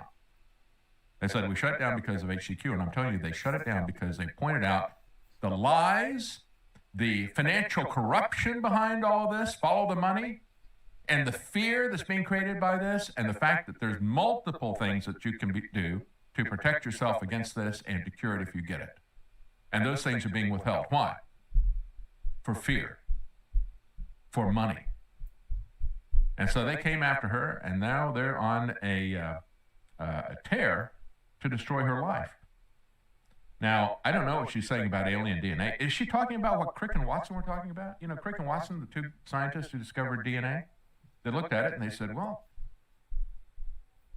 evolution can't be true because this is a code. President Trump is A very speaking right sophisticated now. code. A code Tell me how that you feel about watching Francis President Collins, Trump who's after now this head of live. the NIH, took he and a team of scientists and all the best computers that they could muster at the time. It took them decades to unlock that code, and they never did. They said, yeah, you know, most of it's junk DNA, which means they don't understand it yet. People, don't be surprised if the internet It's a very shuts down during sophisticated Trump's code. 2020 If you have a code that election. implies an Facebook, Google, intelligence Twitter, that shame on all created you. The that world code. is so messed up. Yes. The more they learn That is what you about said coming biology, in. the more they find there's no simple organisms. Instead, the more they find that it is a design, that it is intelligence. And so Crick and Watson said, well, I'm not going to admit that there could be a God. So I'll say that this was, that life here on Earth was created by intelligent beings who came here. We'll call that panspermia. Now, is that alien DNA? Should we come after Crick and Watson? Like, I don't believe in panspermia. I think that's nonsense. Do I believe that they had some very significant discoveries about DNA? Absolutely.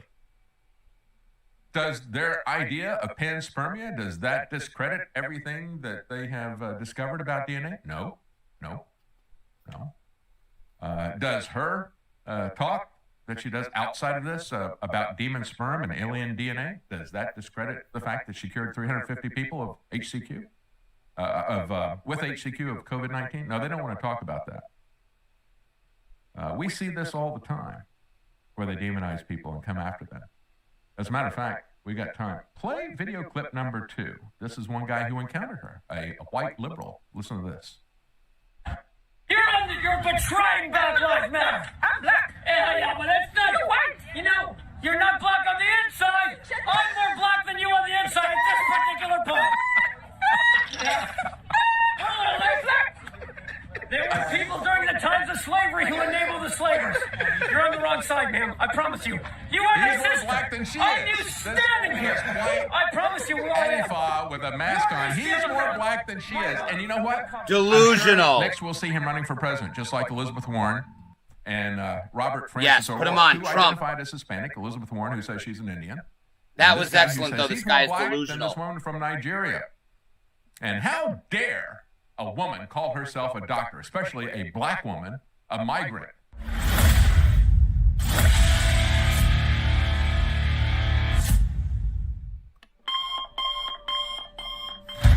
One of the most incredible cups of coffee can be Scheduled found at in the high mountains 4:15. of southern Mexico, where It's the 30 Chiapas minutes in, but farmers they have always spent start years late. perfecting their techniques based off hundreds of years of traditional Thank you very much, techniques though, in Steve, perfect for the conditions. We've band.video sourced only reference.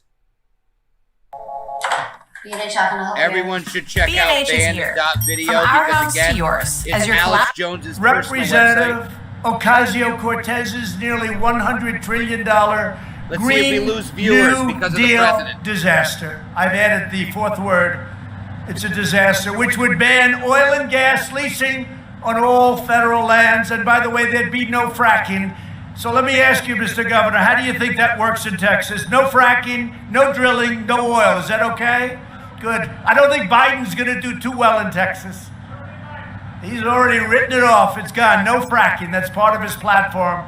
If these far-left politicians ever get into power, they will demolish not only your industry, but the entire Who wants U.S. to see it from economy. the beginning and who wants to watch Their it live? stated agenda includes rejoining I'm going to go to the the Paris beginning. Climate Accord, spending billions and billions of dollars in order to make us non-competitive, and seeking an even higher level of restrictions mandating net zero carbon emissions, which frankly is impossible, for all new homes. He was wealthier 4 months ago, but he'll be up there very soon.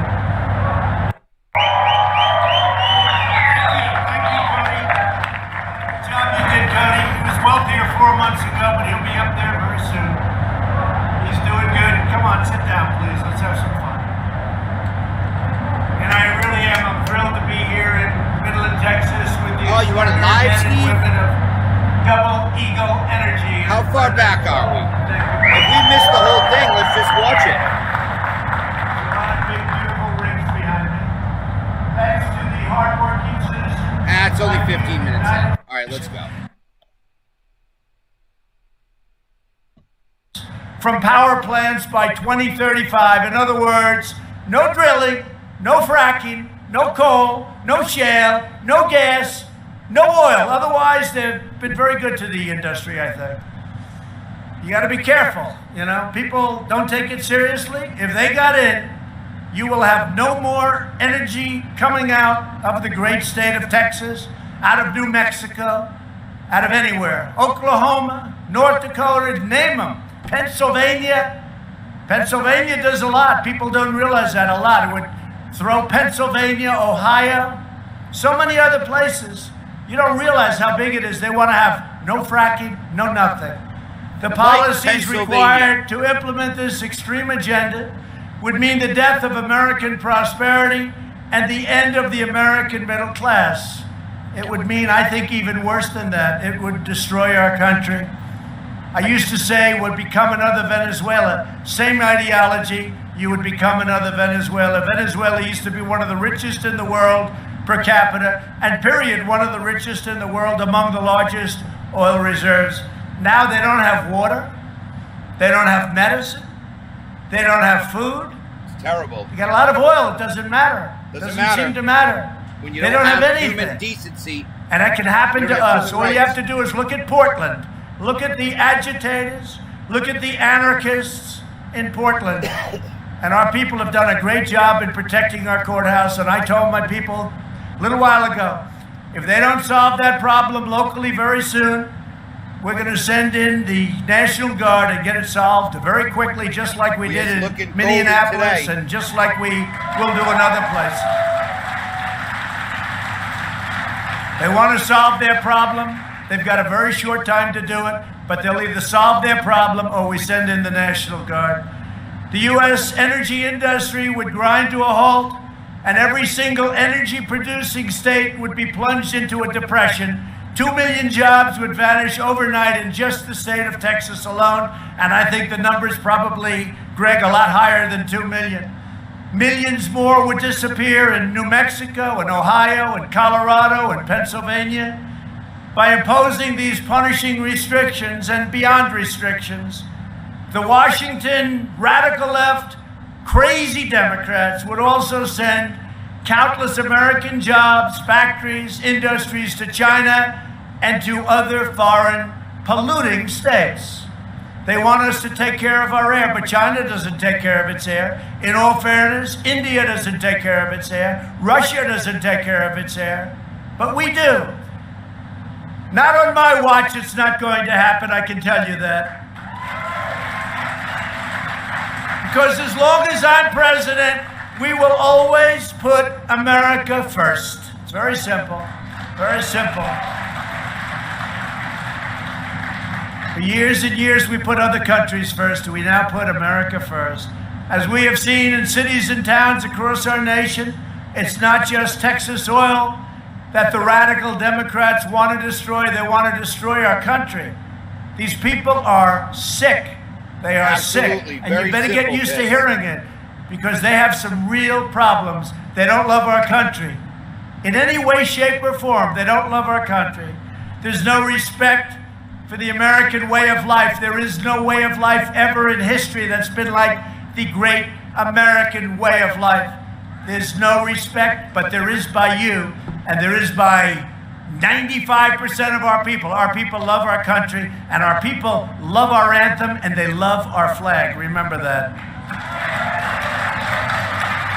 Correct. The radical left wants to tear down everything in its way, and in its place they want power for themselves. They want power. Hard to believe, power. They want to uproot and demolish every American value. They want to wipe away every trace of religion from national life. They want to indoctrinate our children, defund our police, abolish the suburbs, incite riots, and leave every city at the mercy of the radical left. That's not going to happen. That's not going to happen. And by the way, I just ended the rule on suburbs. You know, the suburbs, people fight all of their lives to get into the suburbs and have a beautiful home. There will be no more low-income housing forced into the suburbs. I abandoned and took away and just rescinded the rule. It's been going on for years. I've seen conflict for years. It's been hell for suburbia. We rescinded the rule 3 days ago, so enjoy your life, ladies and gentlemen. Enjoy your life. The proud people of Texas will never bow, kneel, or surrender to the left-wing mob. You will always stand tall and strong for America. Everyone here today carries the legacy of some of the toughest, fiercest, and most determined people ever to walk the face of the earth. Your ancestors, you know that. You know that. Generations of Texas oil workers before you gave every last bit of sweat and heart and grit that they had to build up this country. They loved our country. They loved our country so much they couldn't breathe. Their pride and devotion helped raise up America's cities, power our factories, propel our industries, sustain our families, supply our military, and fuel America's rise into the strongest, wealthiest, and greatest nation the world has ever known. We are now at the strongest point militarily we've ever been due to I'll tell you, Ted, where is Ted? He was a big leader in this. Stand up again, Ted. Ted Cruz, John Cornyn, and our Senate and our House. I like Ted Cruz. Approved He's okay right now. $2.5 trillion to rebuild entirely the United States military. It's now at a point that it's the strongest it's ever been. A lot of the equipment is still coming in, brand new planes and missiles and everything you can think of. And I want to thank you, Ted. You were one of the real leaders, and John, too, the two of you. I appreciate it very much. You were well represented. We have the greatest equipment on earth. We have equipment that I can't even tell you about. You don't want to know about it, frankly, and hopefully we never have to use it. Now it's your turn to help lead our nation to even greater heights. Today we give thanks for each and every one of you, and we are telling the Washington politicians trying to abolish American energy, don't mess with Texas.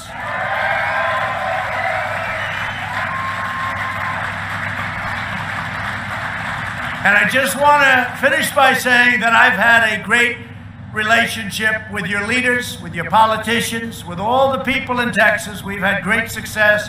We had a great victory. They said, oh, I don't know if he'll win. And we won. Not only did we win, we won quickly and easily. And now we're leading what we had even 4 years ago. I will never let you down. I will never let Texas down. And your governor and your lieutenant governor and your senators, they know that very well. So thank you, and thank you very much, Greg, Dan, Thank you very much, Ted. Thank you. Great job. God bless you and the great state of Texas. God bless you. God bless you. So on behalf of every American energy worker, I will now sign these very important permits that your governor and your senators have been after me for a long time to sign. And they've been after a lot of other presidents to sign them, but they never were able to get it done. But we got it done. And we got it done for a great state called Texas. Thank you very much, everybody. Trump, baby.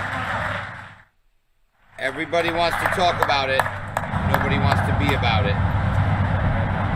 And now, he's walking around. Ted Cruz. The cruise missile.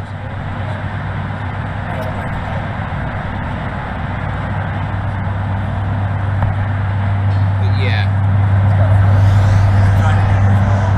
Again, see how drastically different Trump is promoting these businesses, do this,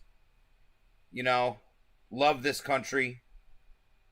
You hear a lot of these Democrats today, so anti-American, especially that one guy asking those terrible questions, basically reinforcing censorship on his platforms. It's awful. It's absolutely terrible. I don't know how, as a country, anyone can live here and be like, I want a country like that. You know what I mean? Like 10 years ago, it wasn't even, not even 15 years ago, it wasn't even thought of. Freedom of speech was like, well, at least we got freedom of speech. I mean, at least they're never going to come. At least in America, you could say whatever it is you want to say. And then all of a sudden, the narrative, the control of the narrative got taken away a little bit. And they realized when Trump won, a large section of the population was no longer in control of the narrative. Not Facebook, YouTube. I'm talking about the stream. Oh, no, this is old. I think. Unless this is just sent to me right now. No, it's not. Today, AJ, in case my comment doesn't come through. Oh, okay, perfect. He's sending me this here so I can subscribe to this guy who is streaming Alex Jones's radio show, which is excellent and exactly what I would want. I'm not going to play that here because, quite frankly, if you guys wanted to listen to Alex Jones, you'd already be listening to Alex Jones. You're here with me. And that's why I'm going to tell you what I was just saying, which is that right now we're in a situation where the narrative has been broken. Control has been broken. They realized that when Trump got elected, and he's even furthering it. He's able to go on Twitter and speak directly to the people and put out things that the people can read instead of having every single thing that people know about him come from a secondhand source. And that's why they say his Twitter's dangerous. Nothing that he says on Twitter is dangerous. Words cannot be dangerous. Ideas can be dangerous. Actually, that's not true. Ideas and words can be dangerous, but that's why you have to be able to talk about them and debate them and learn from them. Not streaming, it's an upload minus commercials. I like it. That's good. That's good, because the other one that I saw had commercials. So I definitely just subscribed. I'll be able to get some Alex Jones videos in the mix in my feed, hopefully. Play a few of them. Maybe we'll play one or two right here when the time comes. We just played a band.video, which is probably where I would go more for videos, because those are ones that aren't going to show up anywhere else. Those are the... And then again, this guy's streaming Alex Jones, and obviously he's not kicked off of YouTube yet, so how bad could it be? But like I said, you guys are here watching me, hanging out, on my 9-year anniversary. I've been hanging out with you guys while Jamie's been working all day. She's upstairs working hard. I am not. I am here trying to educate, trying to spread a message while I have time. Want to be able to do this. This is why I'm here. I'm putting effort into this. I'm trying to make it better. I'm trying to make it better for you guys, the viewers. I'm asking you to help me make it better. Go on YouTube, like the page, thumbs up the video, go to the website, check it out. It's really nothing but this stream and a few other videos. Out of Shadows is on there. I'm going to put up a whole bunch of videos that I think are highly suggested watching, as well as a playlist of my videos in the main stream page for whenever I'm not live. He'll be off. Usually lasts about 2 weeks before YouTube figures it out. Exactly. I agree. And let's hope mine goes a little longer than 2 weeks. I'm not sitting there streaming full Alex Jones episodes, but I am streaming a whole lot of other shit, and I'm talking about a whole lot of other shit, and it's all original content, and I don't think they have me in their algorithm yet, so we'll figure it out. But we're here. I appreciate everyone being with me here today. The beautiful part is, you know, getting some of this stuff set up, trying to get YouTube up and running as a thing. I'm uploading all my old videos. So every video that I made that was just on Facebook is going to be uploaded to YouTube, named, dated, maybe even a couple seconds at the end of all of them extra, because after I shut it off, I have to hit a separate recording button. A couple times I was like, blah, did some stupid shit. Those are all going to be on there. I'm just very happy to be able to speak to you guys. I'm very happy that people want to listen. I'm very happy that, you know, we're able to have this platform, at least at this point. It hasn't been taken away from me specifically, but to be able to discuss ideas, discuss things that aren't promoted in other places, you know, unique conversation that, you know, it's the equivalent of putting the glasses on, man, seeing the world for what it is, you know, stopping for a second and asking, why do I feel like this about something? Why am I reacting this way? What is, you know, maybe there's more information. Did this get framed a certain way? Let me get all the information before I make a decision, and not make a decision based on the first information that I was given. That's the problem. That's what people are doing. And their information comes with an opinion. So it's like, what can you even really do in that sense, you know? I mean, people are mistaking opinions for information, and a lot of times, you know, seeing something happens, Trump is bad, or this, Trump attacked it. No, he didn't. He did something entirely different. That's how you're manipulating it to be, but that's not at all what happened, you know? And they think that it's a bad thing. It's just, I mean, so many times. Post a link to any article. We can go and take a look at it right now. This is the stuff that I do, you know? I'm just here to try to navigate our way through this, man, together. Minds, you know, have minds on the stream. Minds being able to share their opinions. Hold on, let's take a look at something here. So show you guys kind of what I was working on and what I chose to not work on by streaming with you guys today. Because I was so excited to play with some of these new features and try this out. And then we had that awesome thing that came out of nowhere. I wasn't expecting to be on here this long today. I was expecting to have a much shorter stream, and then we got blessed with that video. But these are all my old videos, even the ones that, as you can see, copyright claim, including the They Live copyright claim, all going to be labeled, organized, officially published. It's Okay to Love America, up and live right now. If I go to playlists, which is actually what I'm looking for, we have a thing here, a playlist with all the episodes in chronological order, and it starts with an exclusive message that you only get on the website when I am not streaming live. So if you go on the website and I am not live and you click the button, you will get this video and this message. Welcome to the bottom of the rabbit hole. And it's me talking to you and basically talking about what's going on. That can be changed. That can be edited. I can always change whatever goes there. But as of now, that's what people are seeing. That's what's going on the webpage. So, yeah, I just wanted to talk about that real quick. Take a second to plug that bottom of the rabbit hole page, because you know that is important to me. I do like it quite a bit. So what are you guys up to? Tell me what you think about everything we saw today. Trump enabling business to flourish and enhancing the American economy and American freedoms. And we also watched an entire House Judiciary hearing just about. I put it on right during the opening statements.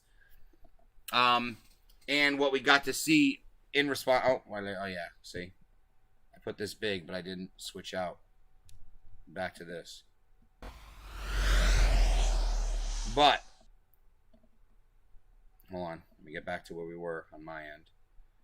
But yeah, what do you guys think? Talk about your thoughts. Let's hear it. I'm curious. Off topic. How is Cinnamon Zin? Cinnamon Zin is okay. I believe I tried it. I think if I looked real hard amongst all my shit, I could probably find a tin that's half full. It was good. It kind of tasted like cinnamon gum, like Big Red, as opposed to the mint from the other flavors. Not something I want all the time. I crave my mint. It's why I liked menthol cigarettes. But it did the job. It was a little extra tingly because it was cinnamon. If I had to give my opinion on it.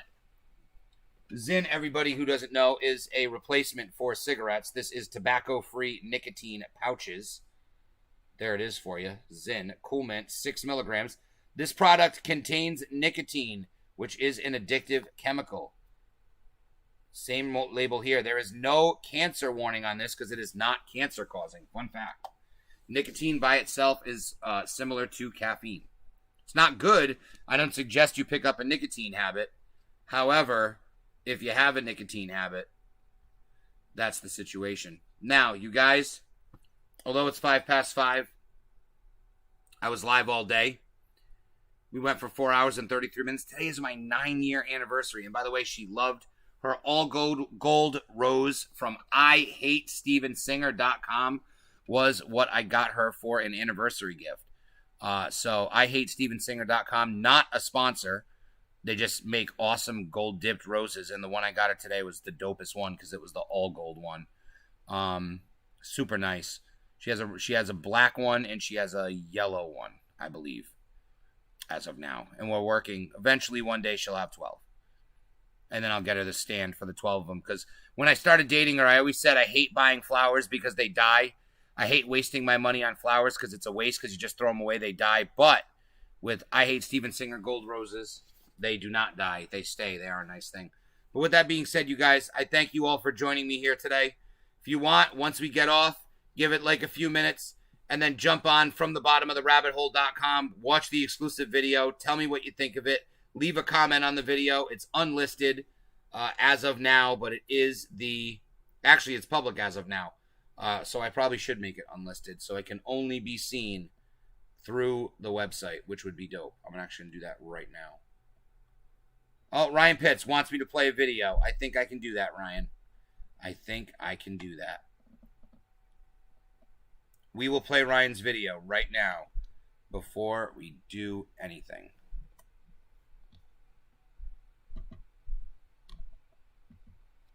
Today I'm going to show you how to make a superfood that'll last a long time. But I will leave it on. For centuries, dairy farmers have been going green. In a way, they're the original environmentalists, with a commitment to further reducing their carbon footprint. Laura in Virginia turns manure into... Oh, here we go. This seems interesting. Let's watch it. How long is it? 23 minutes. But in the moment, in the magnitude of what this is, to close out, to be playing the Cleveland Cavaliers in the NBA Finals, to say, no, we're going to play one more game, that was impressive. That could only be the musical stylings of Victor Oladipo, who is the reigning two-time champion of the All-Star Weekend player talent show. You are talented. I give you a little credit on that. A lot of credit. You're very talented. I mean, you're not a karaoke guy like me, but you can actually. You know they call me O'Brown Eyes, right? Look at Shaq. As a matter of fact, you both have experience singing New York. His was at the Slam Dunk Contest. Yours was in Vegas. Yes. We had the show out there. Here's just a little sampling. Start spreading the news. I'm leaving today. I want to be a part of it in old New York. I want to wake up. See, I love to do karaoke. That's good, isn't it? You see those two mics back there? You made up your own words. Wait, that was the words. Hey. In old New York? Yeah. On the backside, Isaiah Thomas.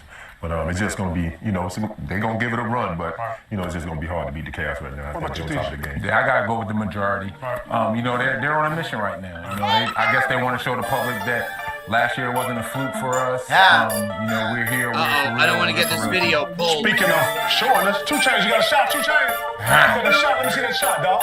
Speaking of showing us, 2 Chainz, got a shot. Speaking of showing us, 2 Chainz, you got speaking of showing us, 2 Chainz, you got a shot, 2 Chainz? Got a shot, let me see that shot, dog.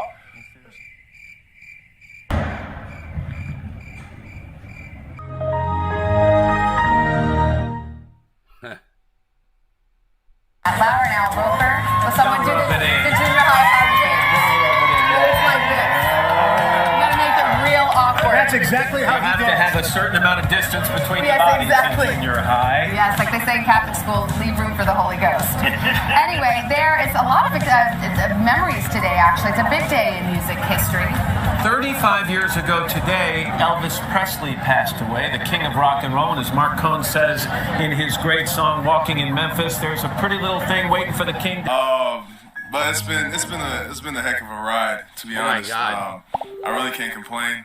I was kind of I was a little down when I found out I was injured and I had to have surgery again, fuck?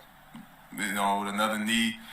But at the end of the day, I have amazing teammates. Guys like Draymond, everybody on this team, they come over there, they wrap their hands around me like, yo.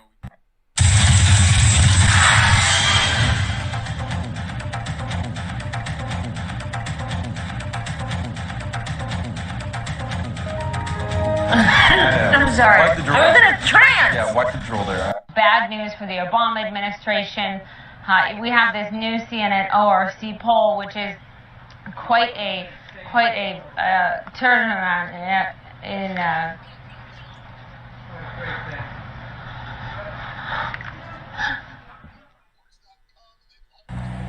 Well, a very, very heavy debatation tonight. We had a very Darrison. Let's go ahead, Darrison. Let's for the head of the pit. We had a very Darrison.